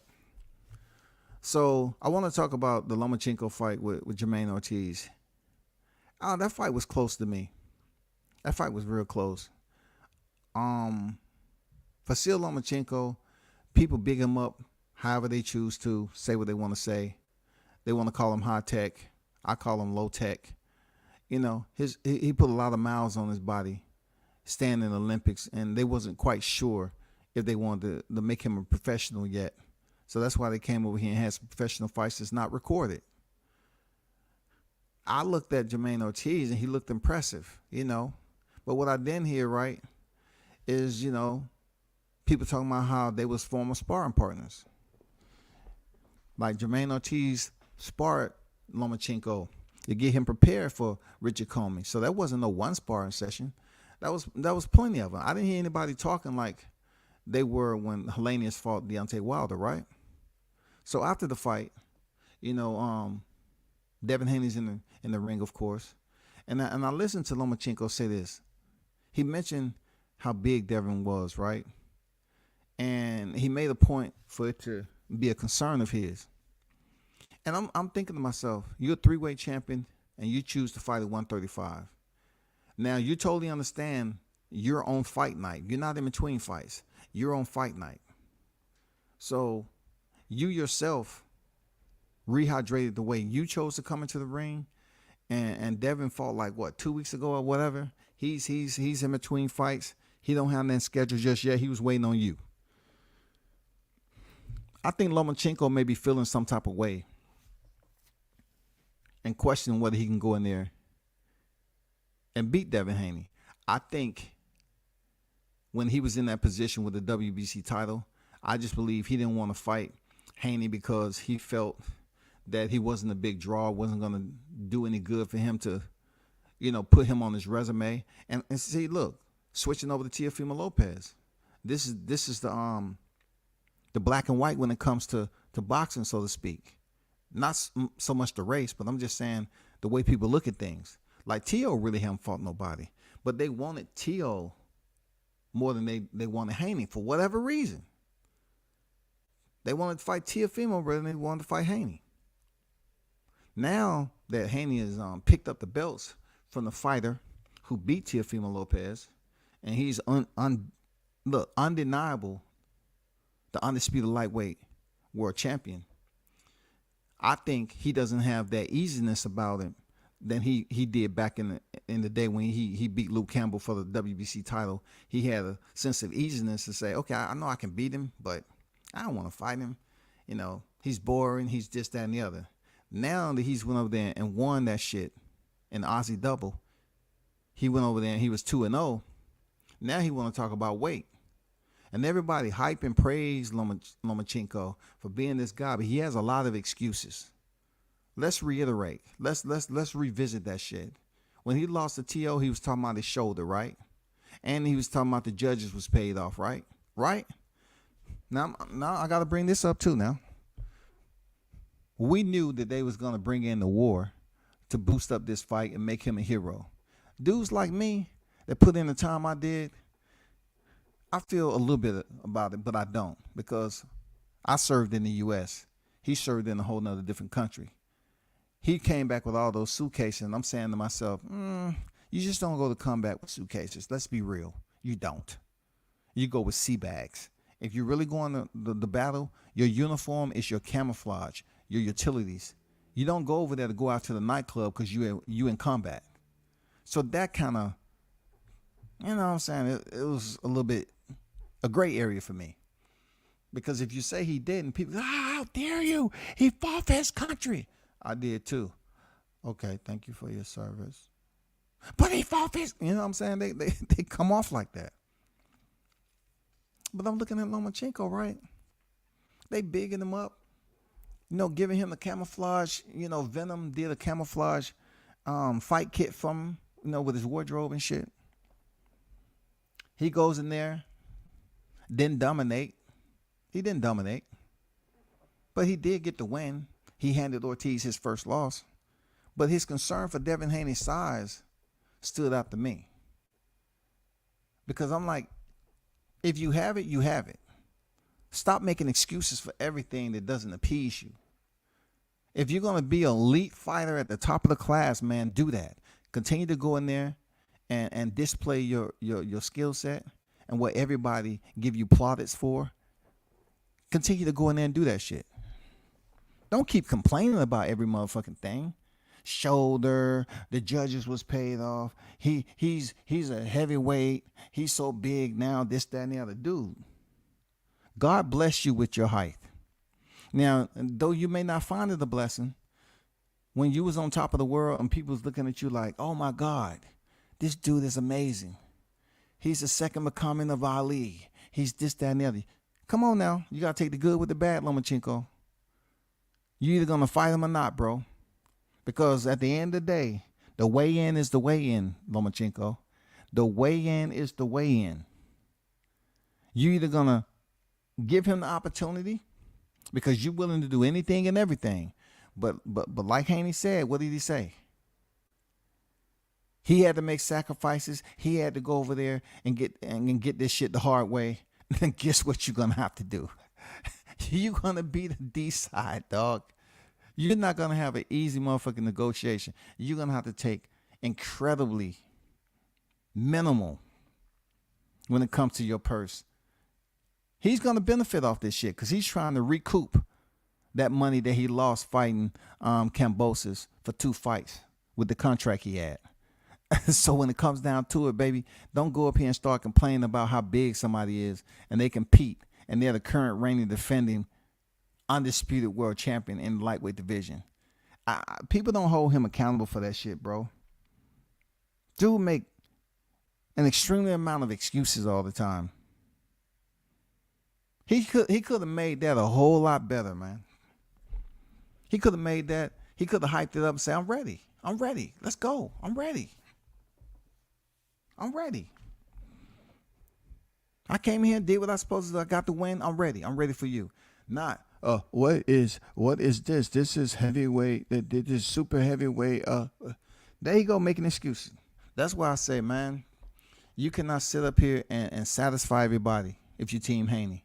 If you are where you at and you having a problem, don't get to the scales and drop the belts, but yet you still want to fight. If you feel that you can't get it done, man, go to 140. But if you feel that you can get to 135, get to 135. Go ahead and smoke Lomachenko and keep it moving. But if you stay here too long because you want to chase the purse, and it's your money at the end of the day. But if you don't have what it takes to say, you know what, I'm done, I'm going to move up, even though I want to make more money down here with the belts, either you're going to stay locked in and pay the sanctioning fees for all those belts and keep fighting and kind of go through the wrath of losing the weight, or you're going to go at the 140. Either way it goes, you have a way to make money at 142. It's still that open question mark on you and Teofimo Lopez.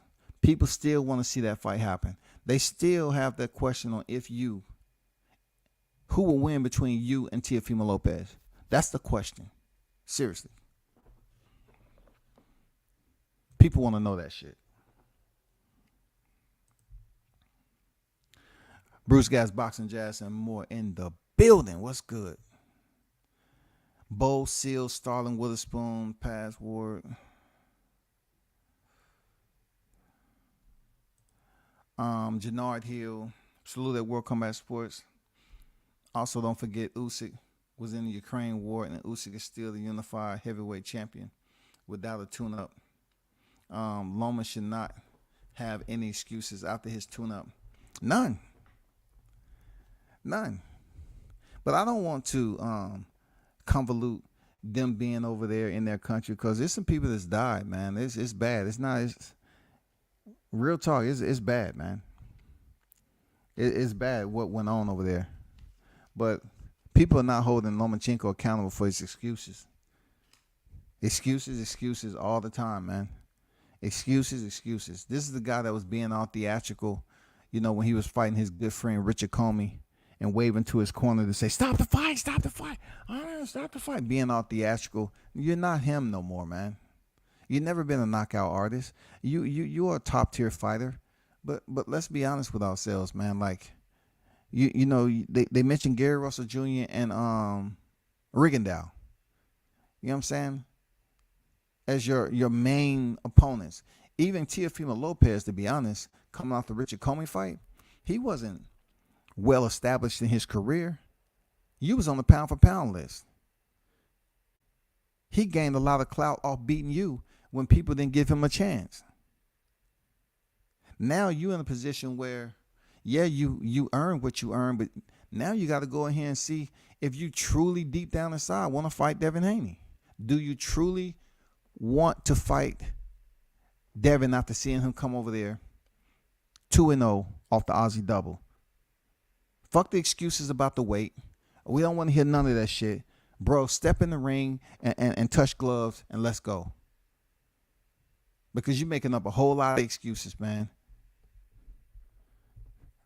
Watch what I tell you, people. He says it's okay. He's going to give him what he wants, all this other shit. But I guarantee you, it's going to be about where they want the fight to happen. Where's the fight happening? Huh? Well, we can't have it in Vegas. Don't the Haneys, they have a resident out there. We can't do that. Let's have it here in New York. What? Yeah, it's better suited for me. I just finished fighting Jermaine Ortiz. I have a fan base here. Let's do the MSG. And they're going to be like, no, that's not what we discussed in the ring. You remember I was there? You know what I'm saying? A couple of days before Halloween, I was there, right? Okay, check this out. I told you this was going to be my way, not your way. You're not dictating. When you had the WC belt, that was your opportunity to dictate, but you chose to be elevated. So in the future, you won't have any dealings with me. So I won't come up in 6 months. You want to be free and clear. Mauricio Suleiman hooked you up, and then you went on to fight Teofimo and still got blasted. Now he's pretending like he's willing to do everything. I don't think so, people. I don't think Lomachenko's out there to do everything. Real talk, I don't think he's that dude right now. I don't think so, bro.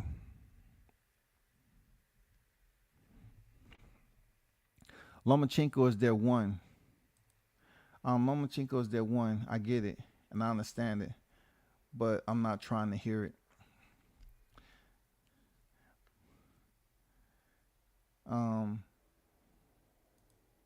35 is getting scary. William Cepeda look amazing. Honestly, I picked him against Loma and Dale both today. Ooh. See, I didn't even bring up William Cepeda. You know what I'm saying? Because I wanna watch that fight. I didn't even watch that fight yet. But it's gonna get interesting down there, especially if we just seen what happened with Shakur Stevenson not being able to make weight and dropping the belts. We can't have it happen to another black fighter again, because they're gonna start yelling and screaming, talking about unprofessionalism and all this other shit. But it's nothing that hasn't happened before. But when fighters like Gervonta Davis, the miss weight, and they'll sit up there and yell, kick, and scream for forever and a day, man, when fighters miss weight. But it's totally up to how long the Haneys feel that they can make that damn 35 limit. For real, that's tough. That's tough. And Devin did look big in his last fight against Kambosos. Just like Rolly looked against Gervonta. I don't see how these dudes do it, man. Especially Rolly. Rolly looks like a welterweight, super welterweight, easy, with muscle. I don't see how they do it. And he don't look sucked in like that like Haney looked in his last fight against Kambosos. I don't know how they do it, bro. It must be a magical formula that they have with the diet and the nutritionists, but it's amazing, bro. It's amazing, for real.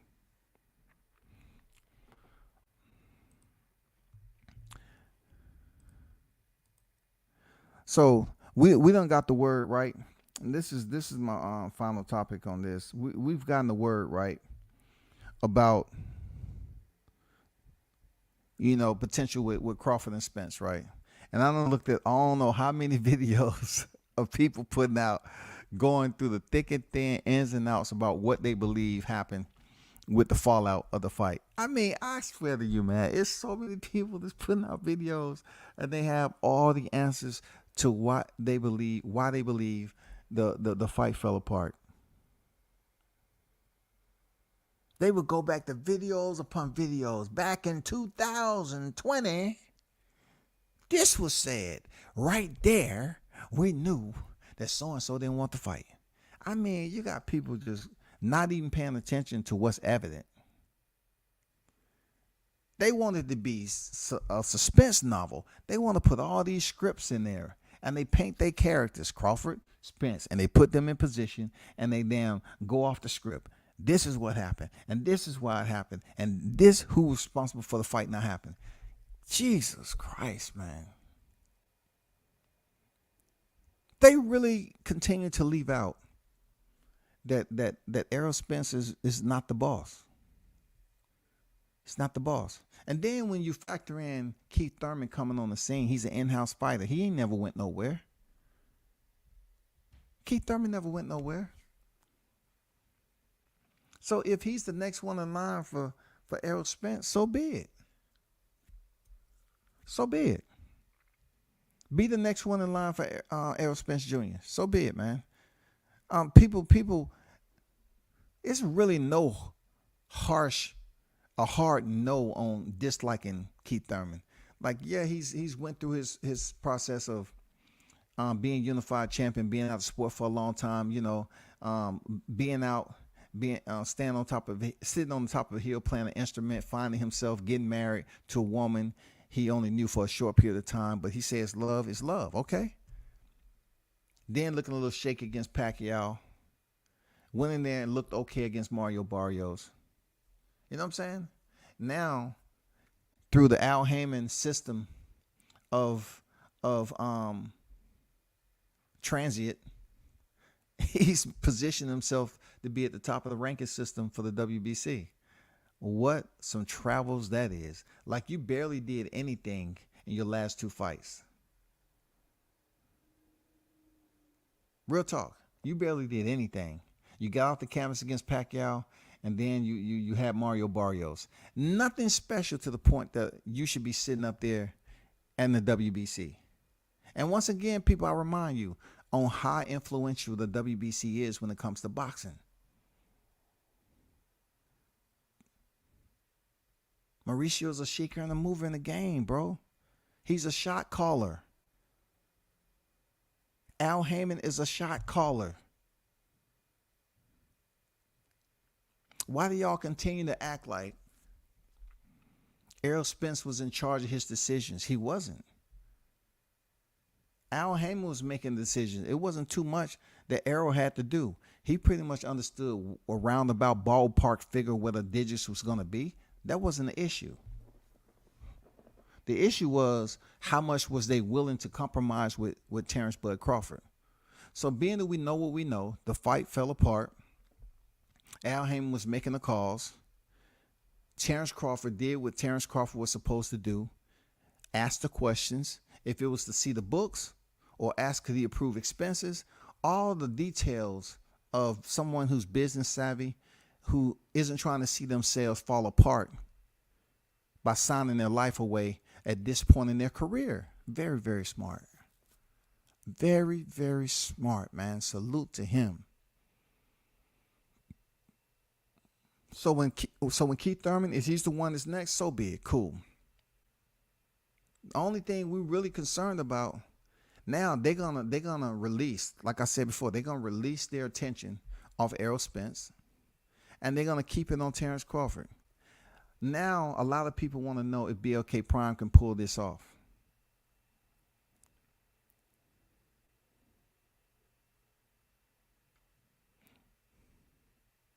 They're going to try to continue to build up that vortex and keep that shit full of energy between Crawford and Spence, but it's going to be difficult to do because they're not attached no more right now for a fight. So they got to pick and choose which conversation is going to be provide much more sting to the boxing public, and that's BLK Prime situation. It's not Errol Spence and whoever he chooses to fight, Keith Thurman. No, they don't want to talk about that.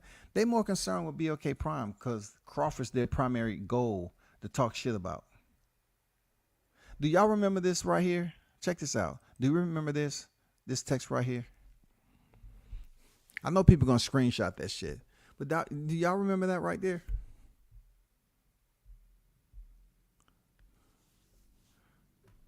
Do y'all remember that? That ain't no fake. There ain't no fake screenshot.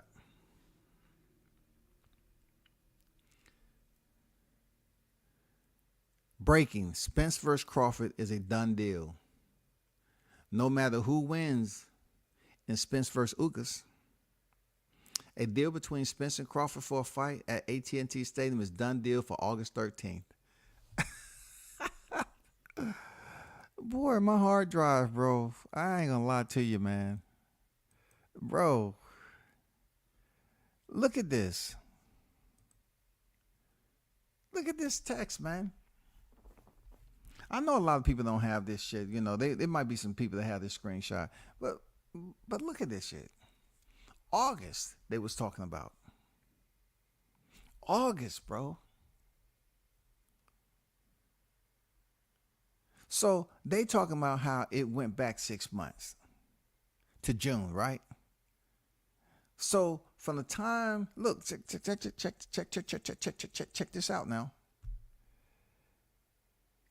Spence was to step in there with Ugas in April. August was supposed to be it. Give or take May, at the end of May, they say June, but at the end of May, they start talking about this. So you want to take June, July, and to get the fight done that quick would have been amazing. That just goes to show you how long this has been in the oven. This shit has been in the oven for quite some time. Look at this shit. AT&T Stadium is a done deal for August. Mike Carpenter was saying that this fight was going to take place in Texas. Now, did Crawford have anything to do with that?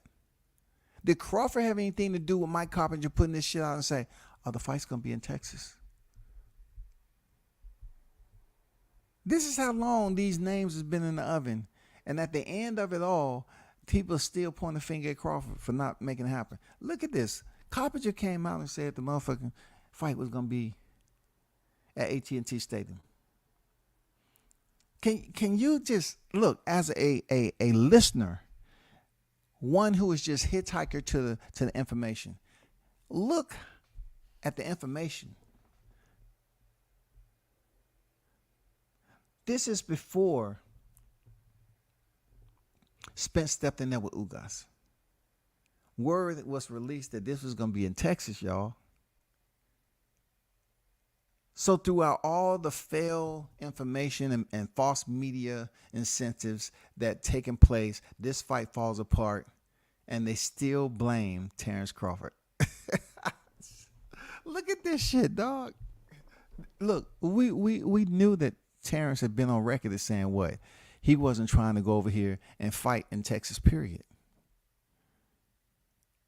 He said he wasn't trying to fight in Texas. This has been a disaster. And what further is a disaster, I'm asking myself, how long will it be before people just let it ride? Like, let this shit just go. If Errol Spence's do the fight Keith Thurman, let him fight Keith Thurman. If Crawford makes it in there and everything works out for him to fight David Avanesian, let him fight David Avanesian. But if this fight and it started to pick up, these two names started to pick up in 23, what benefit is it going to do for you all to resume where you left off? It's not going to benefit. Either you're going to talk about the fight in a positive light, being that both fighters have taken a fight, or not. Because we know the fight's not going to happen to damn near the middle of 2023 now. Now that's thinking. That's in thinking of if Terrence Crawford fights David Evanesian. If this fight falls apart with BOK Prime and the fight card doesn't happen in December, they'll fight in the first semester of 23. That means that Keith Thurman bullshit will go to bed and we'll start resuming talks with Crawford and Spence. I'm thinking, y'all, I'm telling you right here, right now, I'm thinking that's what's going to happen.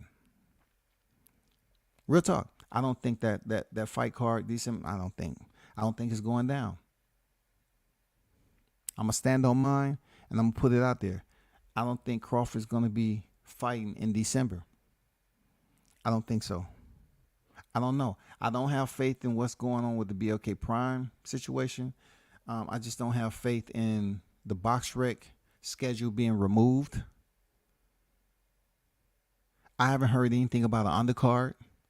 I haven't really seen any information or interviews of people who's running BOK Prime.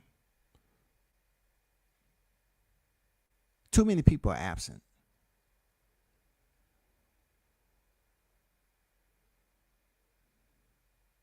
Too many people are absent, right? Real talk. Am I lying? There's too many people absent of BOK Prime, man. Like, who's promoting the fight? We're in November. Really, we're in November. Who and where? Who and where can we get some more information? We've seen people do leg work already and find out some information about BOK Prime. But who's going to promote this fight? We haven't heard any information on who's going to promote the fight, man.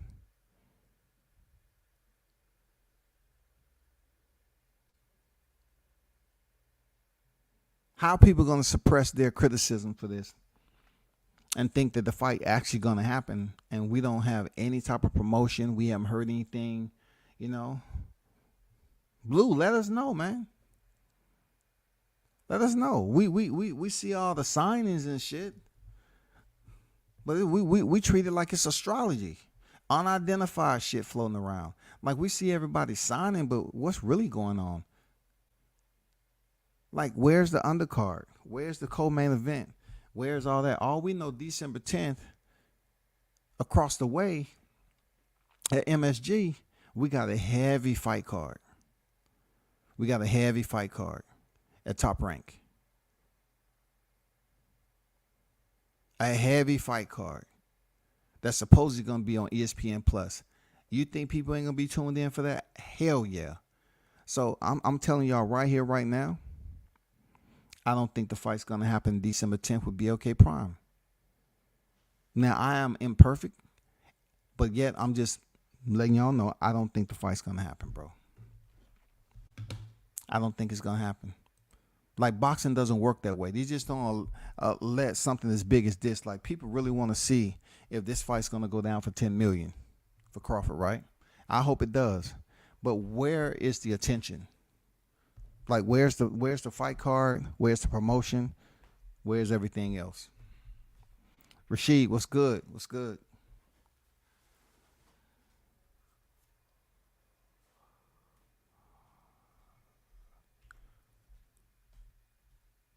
If I said it was one-sided, I don't think I said it was one-sided, did I?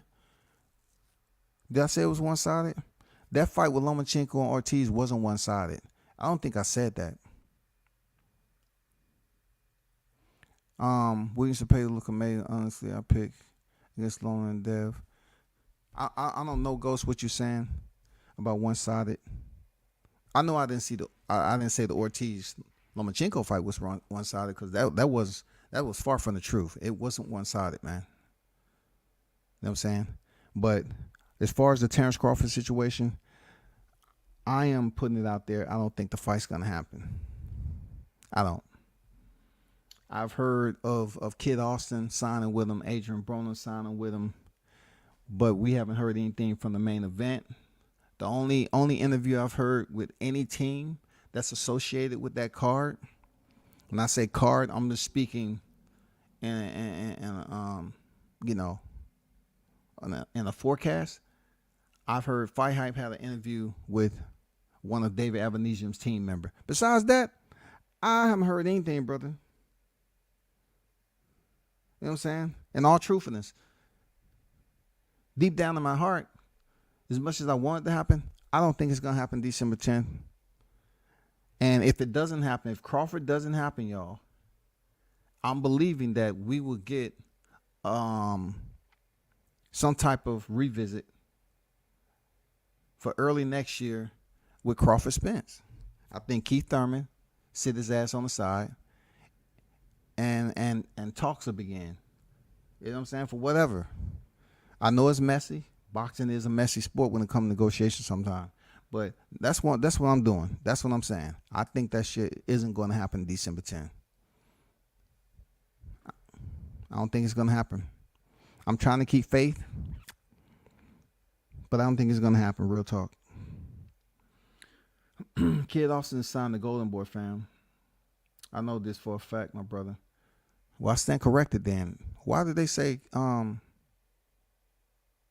he was signed to freaking MLK? Why did they say that then, coach? Where did that news come from?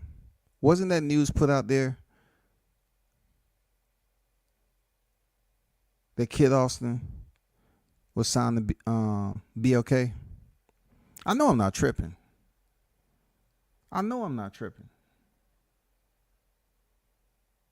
Where did that news come from? I could have sworn we not too long ago heard that they signed as. Hold on for a second, man. I'm about to put somebody on motherfucking blast. Hold on for a second. Appreciate that info, coach. Appreciate that info, man. Let me see something right quick.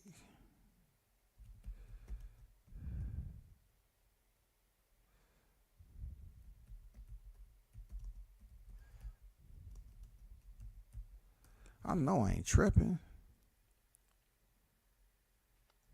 Yeah, the Dan Raphael shit that I seen out here on YouTube. See? There you go. You know, up here, goddamn. So 2 months ago, they say Floyd Schofield explained signing to Oscar De La Hoya Golden Boy. All right? And then 3 days ago,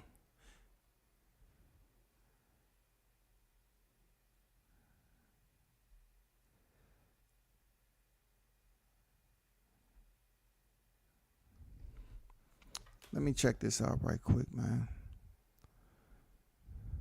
That shit is wild, man. Hold on for a second.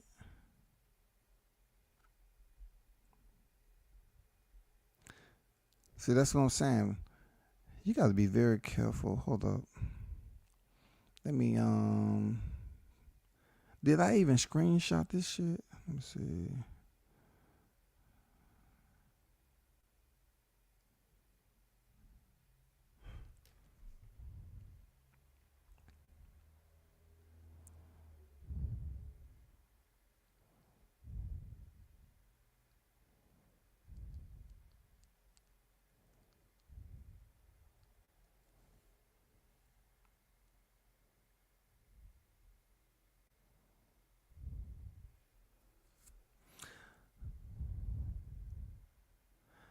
I'm trying to see if I even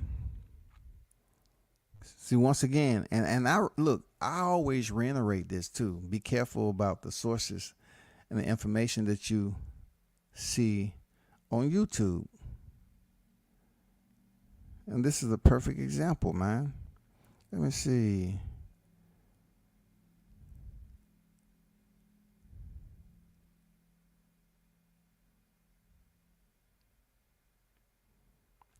Well, I don't have enough time to keep going, but 2 days ago on Pool Counter Boxing, they say Dan Raphael, Kid Austin Floyd, Adrian Broner signed to BLK. I wonder where that information was sourced from. Okay, we know he didn't sign to Devin Haney. We already know that.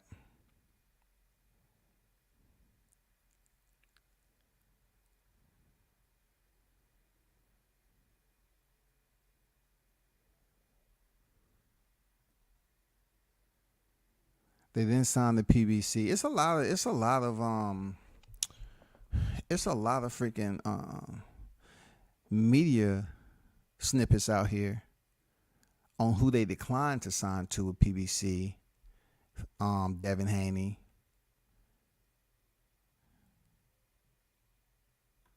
Let me go over here. What coach say? Let me see. Coach said, I interviewed Floyd Schofield on my show. He told me when they signed with Golden Boy, I did a fight party 2 weeks ago, and Kid Austin headlined his first fight with Golden Boy on DAZN. For sure. No doubt, Coach, man. Shit. I thought he was signed with damn BLK, which sounded a little bit strange and weird. Should have known. Goddamn YouTubers. I swear to God. Damn. Yeah, Kid Austin team said on Coach's channel, a deal was whack.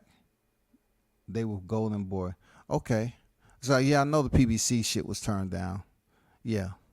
And Devin Haney promotion was turned down for them. Appreciate that, Coach. I do remember that interview too. There's a lot of fake news out there, man. That's absolutely right, man.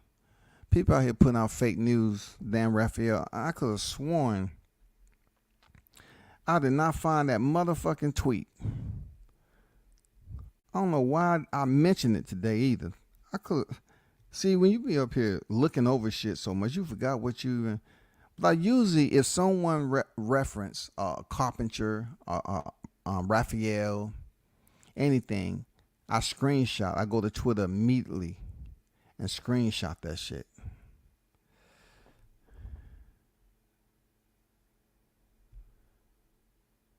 I'm about to charge that to the game and goddamn file that on my taxes.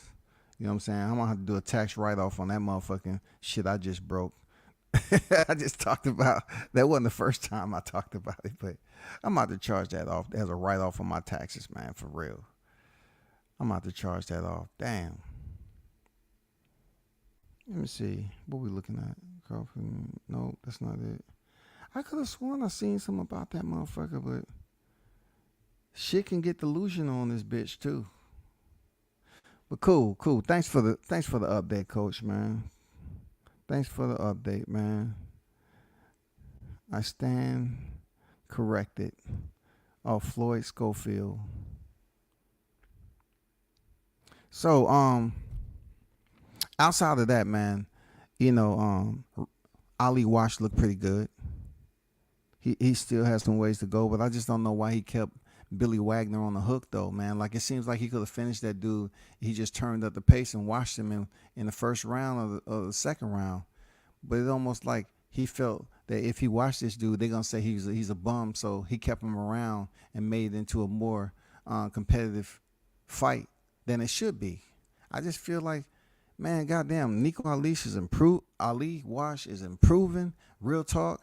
He's light on his feet. I like how he's improving, man. You can see it. You can see how he's improving. But he still needs work, and he let Billy Wagner hang around a little bit where he started, landing some shots. Real talk. He started landing some shots, man.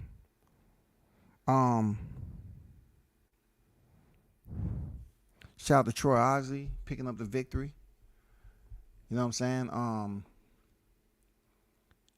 Looking at the fight with Abdullah Mason, Abdullah Mason continued to improve, real talk.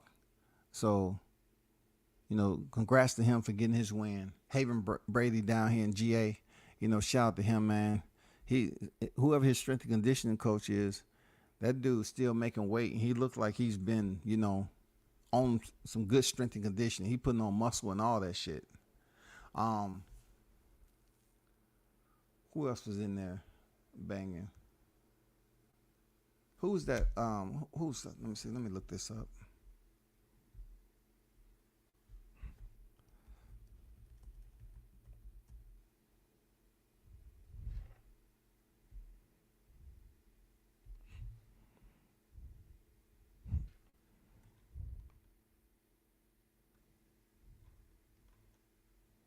But the overall card, man, it was okay. I'm not gonna lie, it was okay. I don't know what Duke Reagan is gonna do moving forward. Like he's a boxer, of course, but man, um, I was looking for pockets in the fight where he was gonna kind of exert his presence, exert himself a little bit more. He just don't have the power. He can box, you know, but I don't know, bro. Like I'm just curious to know how it's gonna be, man. He's a composed boxer for real. He's very composed. But goddamn, like it doesn't seem like he has a bit of power in that ring. But he can box though. He has defense.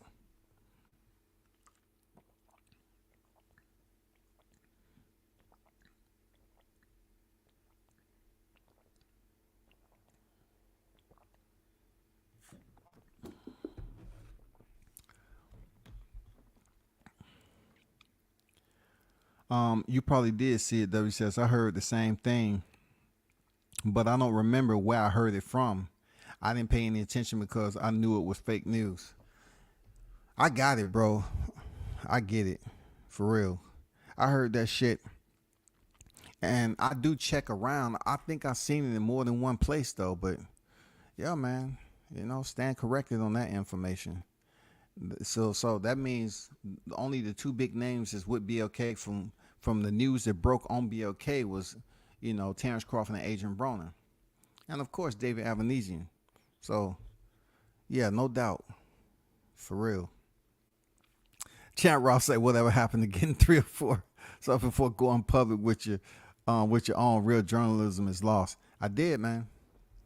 I check periodically. Listen, I cover MMA and BJJ too. So I just don't look at boxing. And you gotta, you gotta write this shit down, and you gotta archive it and all that shit. But one thing I know for a fact, Champ Ross, you're gonna be wrong one time or another. You can't be right about everything. And I do. I fact check the shit out of my shit, man. But that information right there, I think I seen it on a second source, which was probably fucked up too. You know what I'm saying? What's going on? Mark Nash on deck. Yeah, man. Cope said, I interviewed Troy. Check it out. Yeah, man. I'm going to check that out, bro. I got to check out your channel too, man. Because some of these cats, they channel name, their name on here, your title, is not the same as your channel name. That's kind of confusing. Like, you know what I'm saying? But I'll check that out. And big shout out to Troy Isaac, man, the Transformer, getting another victory in. Get another victory in on his belt. Let me check something out.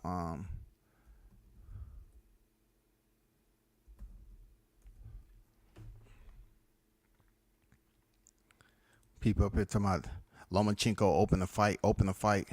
Sure he is. Until he starts finding out that he ain't in the driver's seat when dealing with the Haneys, for real. Robisa Ramirez, he fought Jose Matias Romero, right? This was the fight where, having the opportunity to see him fight Abraham Supernova, I said to myself, this dude is apex, man. This dude's methodical in his striking discipline, the way he hunts down and go about his offensive strategy. He is something special to watch, but you got to be patient. Almost like BJJ. You got to wait till shit play out in front of you and appreciate it then. And with Robisi, you always knew that he was there. He's like in control of shit. Like it's a lot of things he do. He have his hands down. He don't close distance behind the jab a lot. But when he does intend to squeeze off, I'm saying when those rounds come down range, he is surgical. Like his accuracy and punch placement is respected. he does land his shots, but he may not give you all the extra activity in between, like, putting combinations, doing the 1,000 feints. And he slowly but surely broke his opponent down, man. And then it's getting near the closing of the fight, and he ended up earning a stoppage, man. Like, just to think they was just saying, like, somebody should do something. I'm about to fall asleep. This is boring. Yeah, it was a little bit of, you know what I'm saying? A little bit of nodding off in there. It gave you a little ambient effect, man. But you had to pay attention to what was going on in front of you, man. Robisi is a special type fighter, man. Real talk. He may not be the most intensive hunter. Like the fight he had with Abraham Nova, stylistically, both of them linked up well and gave each other that attention. You know what I'm saying? When they did their punch exchanges, Abraham looked a certain way at certain times, and then Robisi responded, and he looked a certain way, but the fight was full of activity. You know what I'm saying? It was an active fight. This fight with him and Romero, not so much. Like, it was just going through the motions sometime, a lot of feinting, a lot of posture between the fighters, one too many punches being exchanged early in the. It just gave you that feeling like, what's going on here? What are we looking at? Robisi, you just stopped Abraham Nova. We looking for you to go ahead and put on the show. You know what I'm saying? And he still got it done. He still got it done, man. I still like it. For real. But I like the Abraham Nova fight better.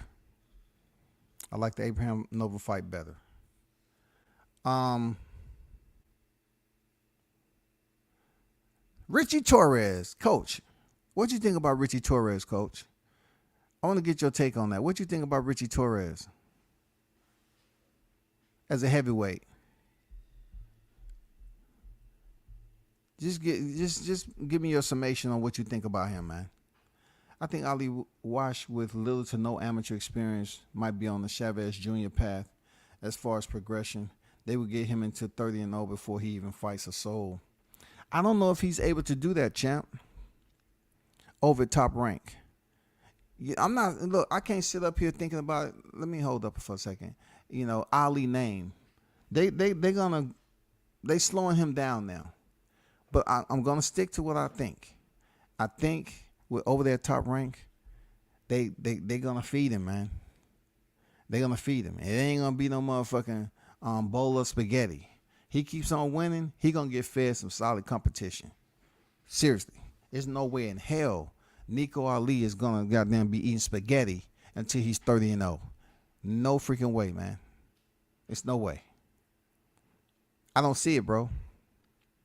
Even with Jahad Tucker, he's not going to get no easy road over there to 30-0 with those opponents he's facing. He has no losing records on his on his resume. They're not going to feed them soft touches, bro. Brad Goodman ain't playing that shit. He just signed a deal with Golden Boy. Okay. So pretty much fake ass news came out about BLK, I guess, to boost that shit up. You know what I'm saying?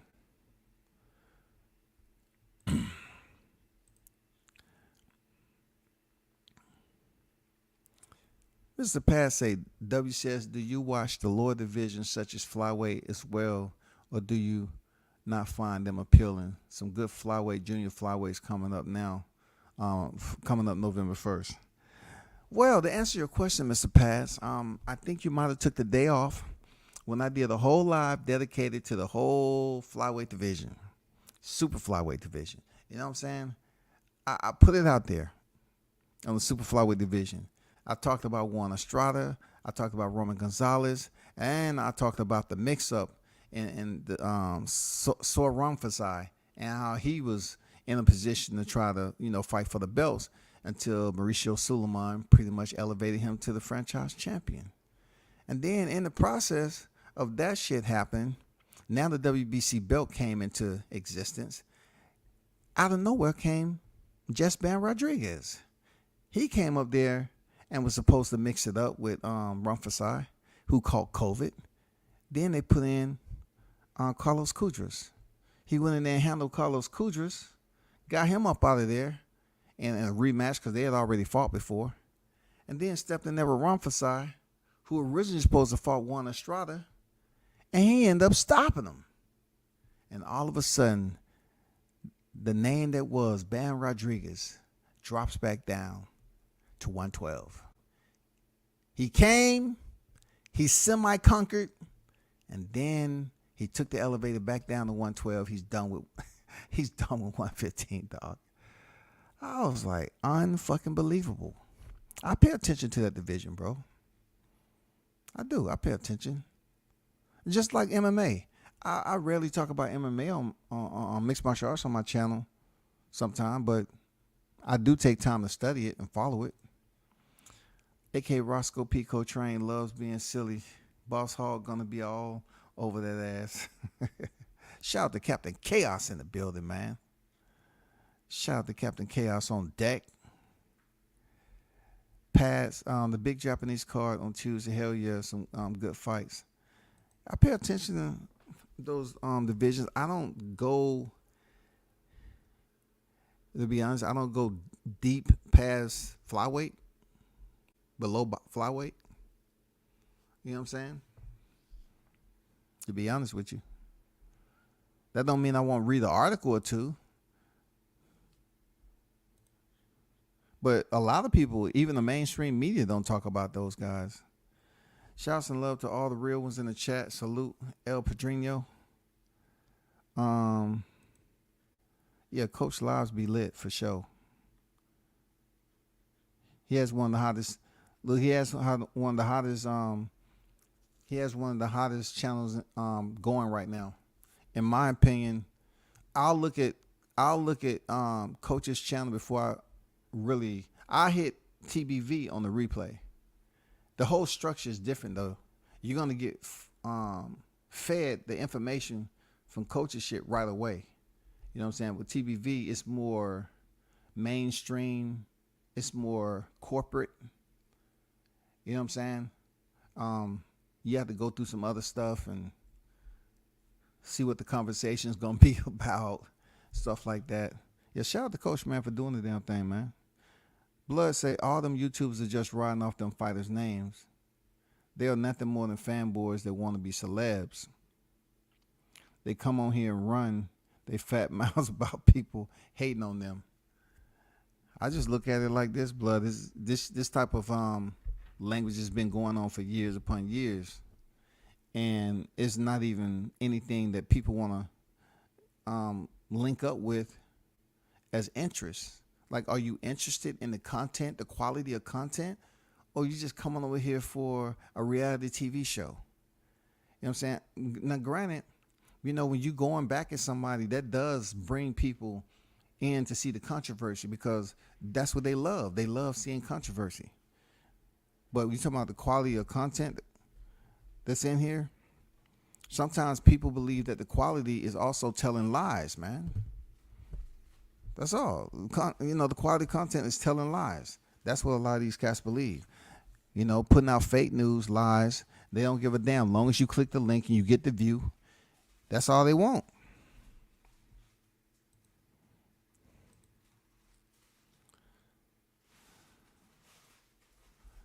Captain Chaos Blues Clues promotion is taking over boxing. They signing all the fighters. They signing the big dogs, bro. Real talk. They signing the big dogs. All the shit they talking about is nothing but lies and fairy tales, bro. So I rarely slip up with damn repeating the information without triple checking that shit. Especially when it comes to the BLK shit that's not even really established as being authentic and genuine. They say Blues Clues are signing fighters with invisible ink. I don't even think he's signing fighters, to be honest. He's not signing fighters. You have to look at it, Captain Chaos.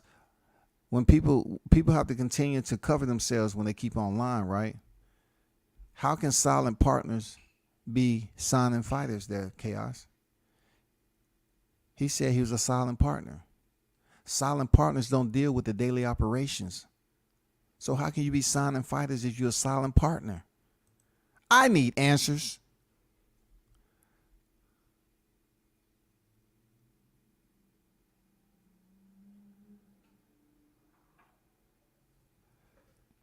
Loma looked old last night. Well, you can't stop Father Time, shawty, for real. Ramirez hits hard for real. You can't stop Father Time for sure, man. I might have taken a day off. Yeah, you know what I'm saying? Like, Bantamweight Division 2. You know what I'm saying? Bantamweight Division 2, man. Bantamweight Division popping right now. I'm just waiting on Inouye to fight Paul Butler. See how that goes. They already have a history. You know what I'm saying? Let's see if Paul Butler can come up there and perform a bit differently. I don't think so. I don't think he's fighting Inouye. Inouye will come undisputed at bantamweight, and then he want to try to move up to the 122 and fight CBS, man. He's made it a point. He said, I want to fight CBS. Hey, WCS off topic, do you know what 150 would do next? Is he looking to fight someone? I don't know, man. I know he had a couple of fights canceled recently. I don't know who he's fighting next, man, to be honest with you. I don't know when he's fighting or who he's fighting next. Real talk. Shout out to Team Williams, though. I don't know who he's fighting next.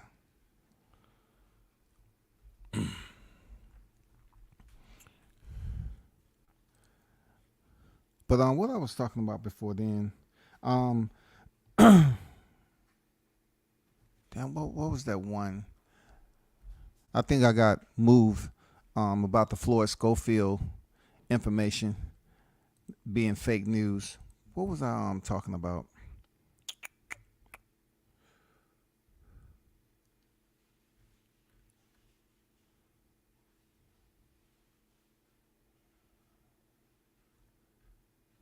I would say this for the 135-pound division.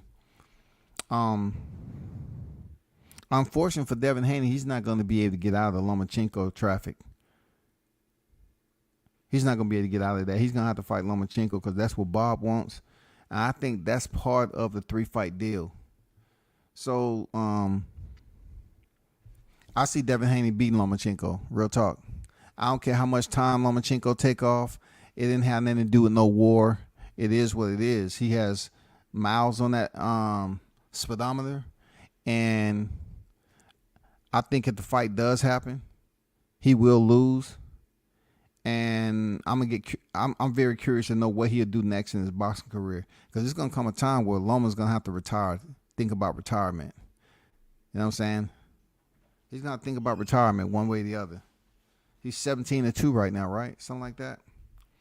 So he's gonna have to think about retirement with the young lions on deck and everything. He's gonna have to think about what his next move gonna be, because he don't want to lose to Devin and then go over here and lose Shakur Stevenson too. And then if Devin, well, put it this way, if Devin defeats Lomachenko, I'm curious to know if he even gives Shakur Stevenson a shot. I'm surprised, because you know how people get butthurt about being called out and all this other shit. I don't know how that's going to play out. Will he even give Shakur a shot? Because, like, I had the conversation the other day. I said, I don't think Shakur Stevenson has to take tune-ups. Being he was a unified champion at 130, why does he have to come up to 135 and take a tune-up fight? But it's scarce pickings, right? He's not fighting Jojo Diaz.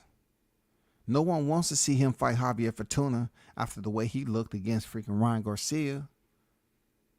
I don't think he's getting Gervonta Davis, because we still up in the air on whether he's going to fight Ryan Garcia in January. It's really small pickings over there to big names. Real talk. It's just small pickings, man.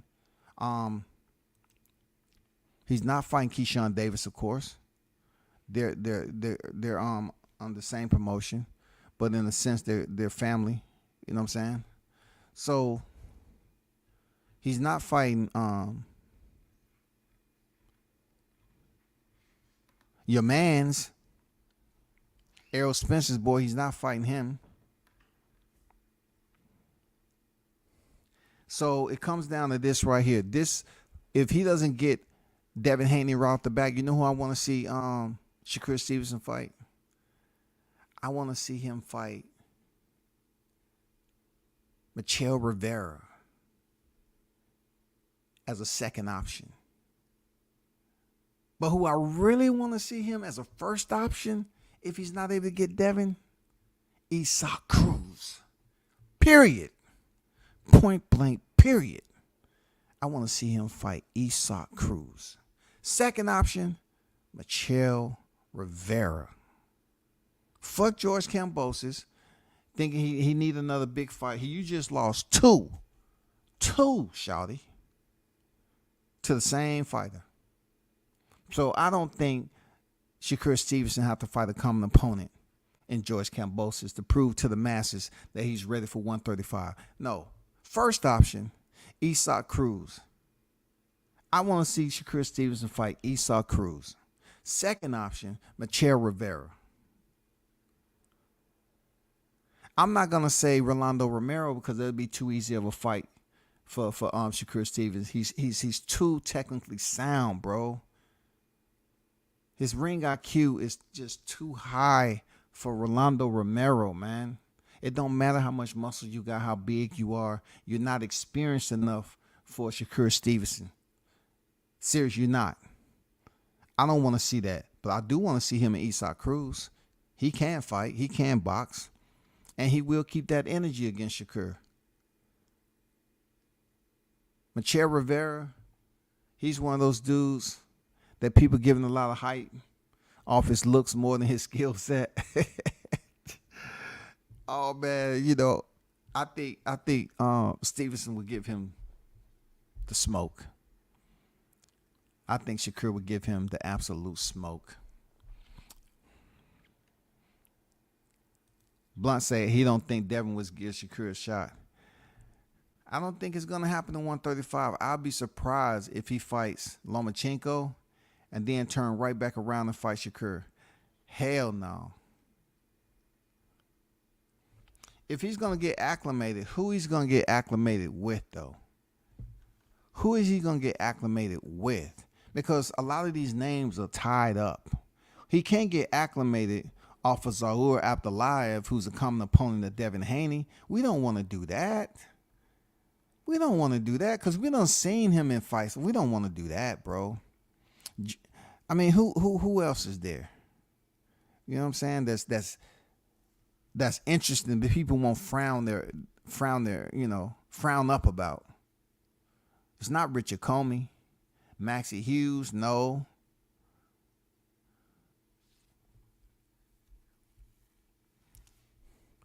Isn't Nakatilia there? Nakatilia at 35, ain't he? Nakatilia is at 35. If I'm correct,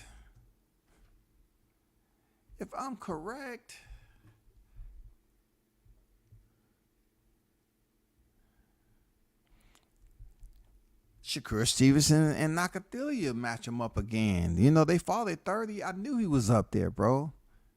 He went 12 rounds, man, and that wasn't an easy fight for Shakur Stevenson. Yeah, Jeremiah Nakatilia, bro. That would be a good fight for him to tune up if people want to see it. His last loss, Nakatilia's last loss was against Shakur Stevenson. You know what I'm saying? And yeah, that's who was on the tip of my, that's who was on the front side of my thought process. Somehow I thought he was at 40. But you remember he stopped Miguel Berchelt on his first fight back from being stopped by Oscar Valdez. That's would be a good fight too. A rematch with Nakatilia.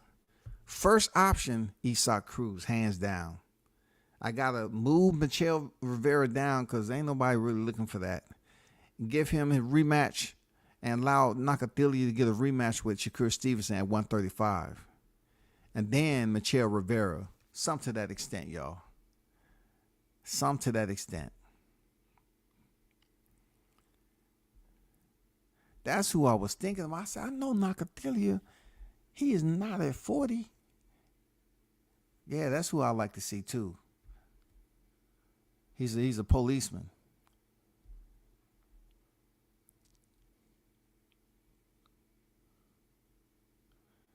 They'll move up and make some guy. Either way, it's gonna work out. Either way, it's gonna work out. If he vacate the title and let these dudes fight for vacants, that'll be just like what Mikey Garcia did. You know what I'm saying? I mean, I don't see no gripe in him doing that because he don't have to benefit anybody by giving them a title shot for the undisputed crowns. He's at a place right here, but he don't have to do that. So if he fight Lomachenko and vacate, I'm cool with it. Because he's not only defended his titles already, he has the opportunity to face Lomachenko for a pretty good purse and then get the hell out of Dodge. But, you know, he's making it seem like he's going to be down there for a couple of more fights.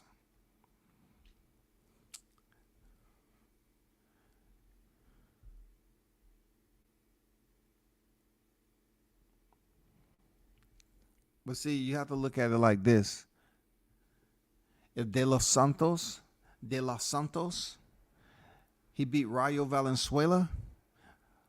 Valenzuela was still on the rise, man. Like he was still trying to establish himself. So, yes, Los Santos, he gets the bragging rights over Rayo.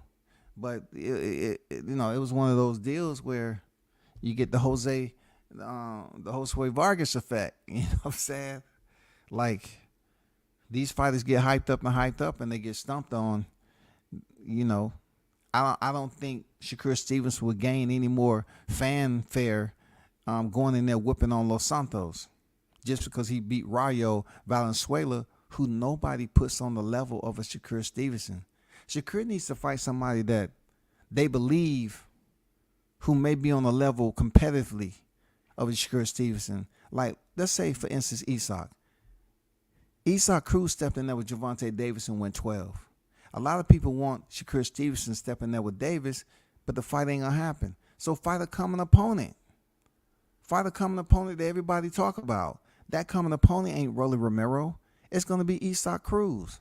If you can't beat Isak Cruz and they don't want to take the fight, and they want to rebel off the win off freaking Yokis Gamboa, go with Michelle Rivera, goddammit. Go with Jeremiah Nakatilia. They fought at 130.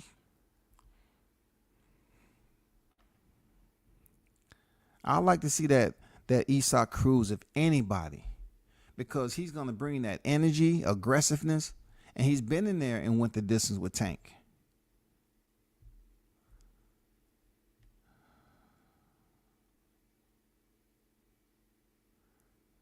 He said, WCS, who are your favorite fighters right now that you love currently? I like Teofimo Lopez. You know what I'm saying? I got to put Teofimo Lopez in there. Real talk. I gotta put Jahad Tucker in there. Welterweight division. And, you know, truth be told, you know, I'm keeping people on the edge for a reason. Because people are going to sit up here, let me go tell. You know I'm rocking with Team Crawford, dog. Come on, man. You know I'm rocking with Team Crawford, shawty. No ifs, ands, or buts about it, man. Bud Crawford best in the game. You know what I'm saying? Bud Crawford best in the game, man. Period. No ifs, ands, or buts about it. You know what I'm saying? Who else? It's hard not to like and appreciate Shakur Stevenson. His overall, you know, the way he go in here and entertain the crowd, like to see him miss weight the way he did and be sucked in and go in there and perform. And he wasn't running and shit. Like, people get mad because he barely take a step back. And he'll pull his punches. He'll pull his opponent's punches and then counter. They get mad at that shit. They want him to bend all over and do. That takes mastery to do that shit. That takes remediation on what Shakur Stevenson is able to do. Just basically stance, and it all depends a matter of inches on how far he has his feet apart, and then the way he pulls his opponent's punch and then counter. I mean, that takes remediation, man. Shakur Stevenson. Who else? I do like to see Bam Rodriguez, man, fight. I do. I like to see Bam Rodriguez fight.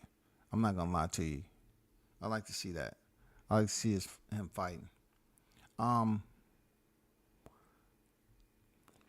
Who else, man? I'm getting old.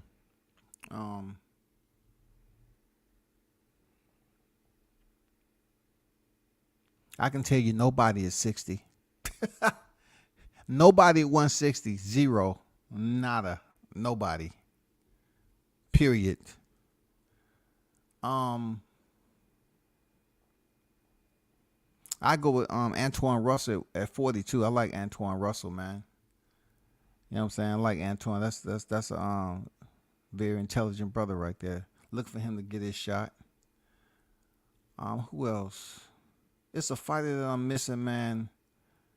Not the most technically sound fighter. Very ballsy.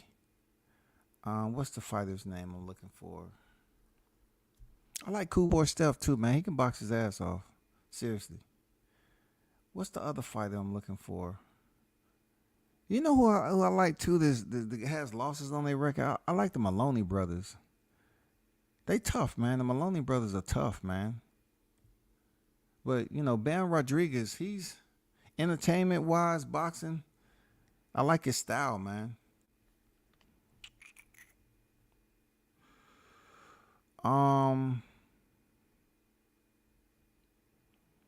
Of course, there's only one heavyweight. You know what I'm saying? There's only one heavyweight. Deontay Wilder. There's only one heavyweight up in that division that I like. There's only one.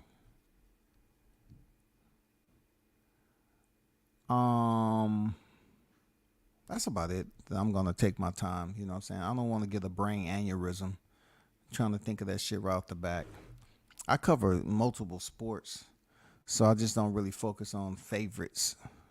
You know, shit like that. But I do have my favorites. I ain't gonna lie. I like Benavidez too.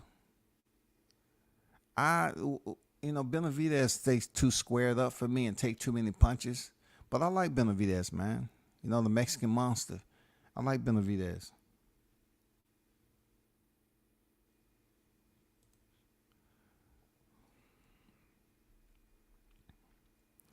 I don't know what y'all seeing in David Morrell like that though. Like if he fights David Benavidez, man, he might get stopped. I don't know what's the attraction. Y'all explain to me what's the attraction with David Morrell. I know he can box. Don't tell me he can box, man, but to have that amount of fights to his boxing ledger, what is the attraction with David Morrell? Do you truly believe he can beat David Benavidez right now?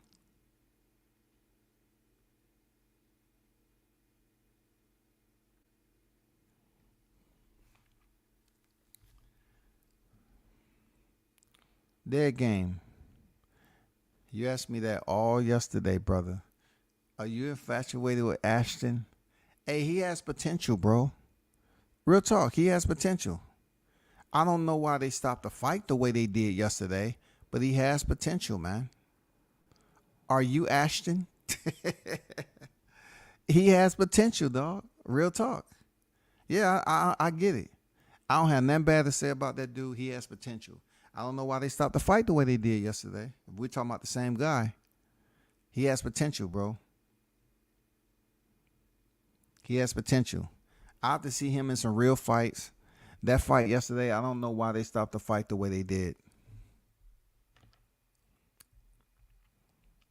I like Virgil Ortiz.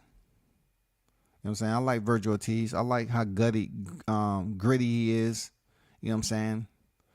The way he sit up here and said he wanted to fight the best, and then Jim Gray asked him, "Do you think you're ready for the best?" He said, "I don't care if I ain't ready or not. I want to fight him." And that's dog right there. That's heart. I like when he said that. He said, "I don't care if I'm ready. I still want to fight him."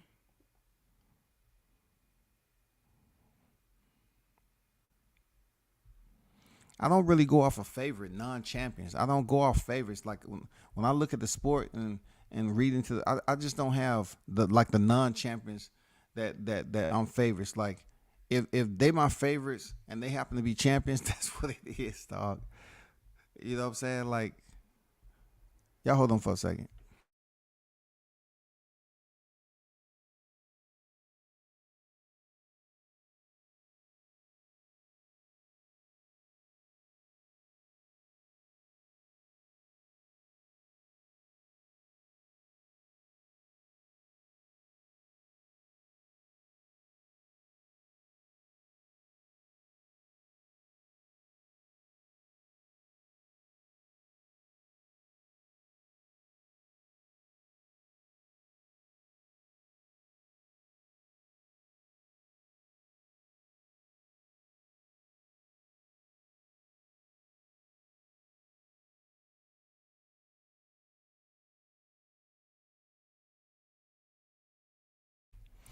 Yeah.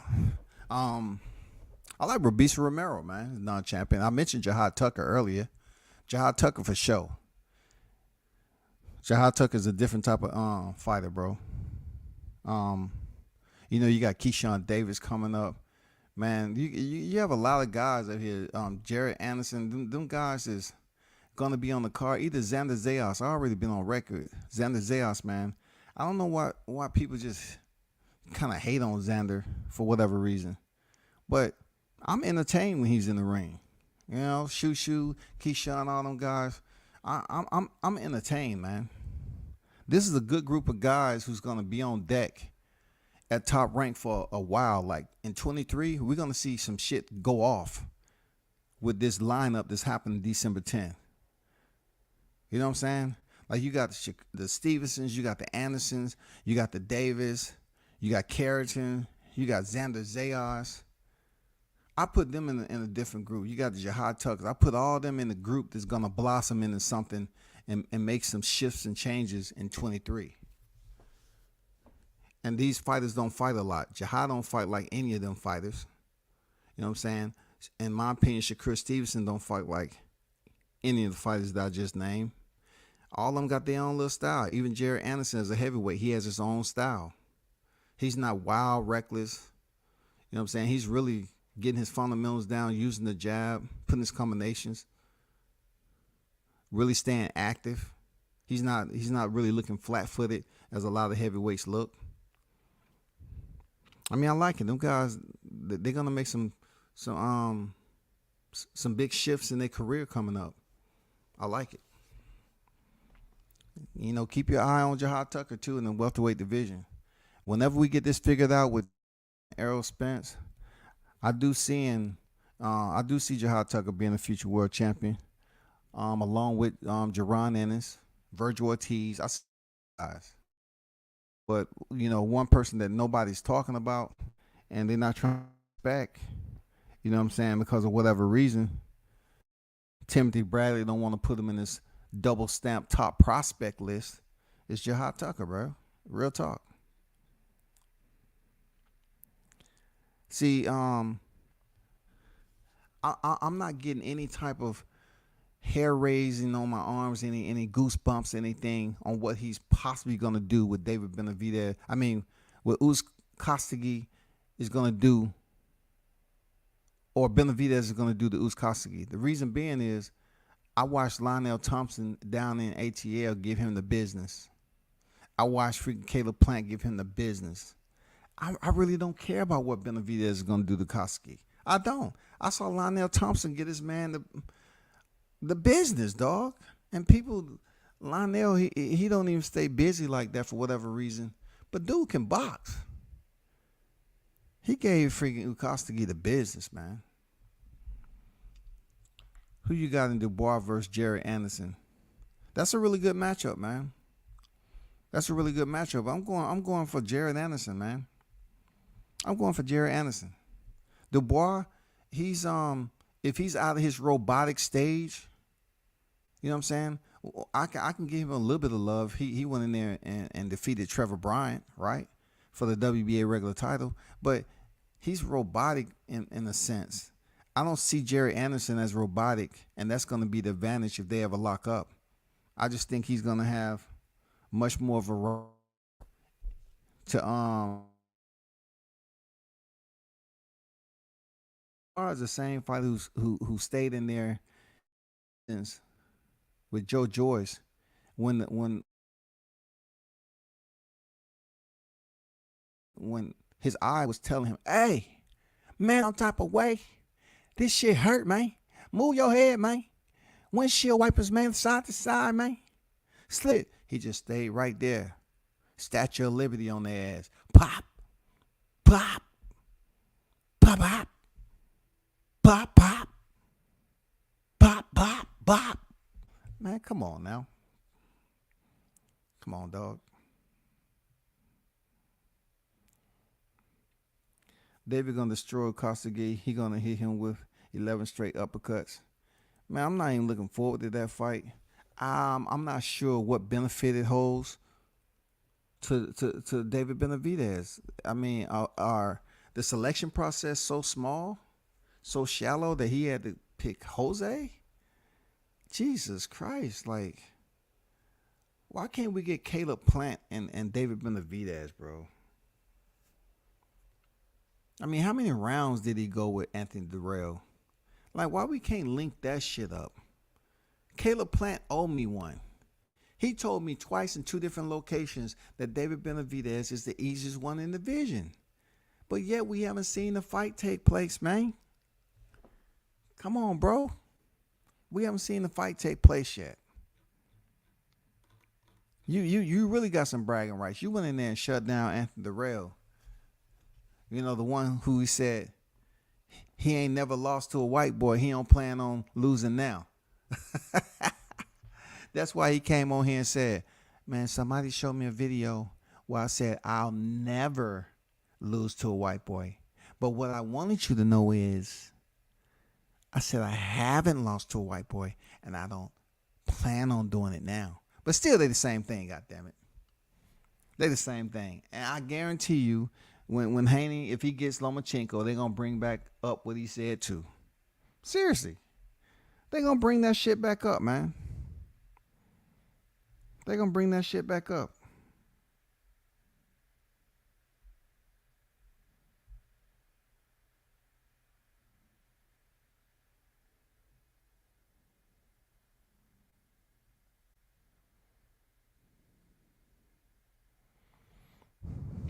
Hey, Blood, who mentioned they lost hundreds of thousands? Where did that information come from? I'm just curious.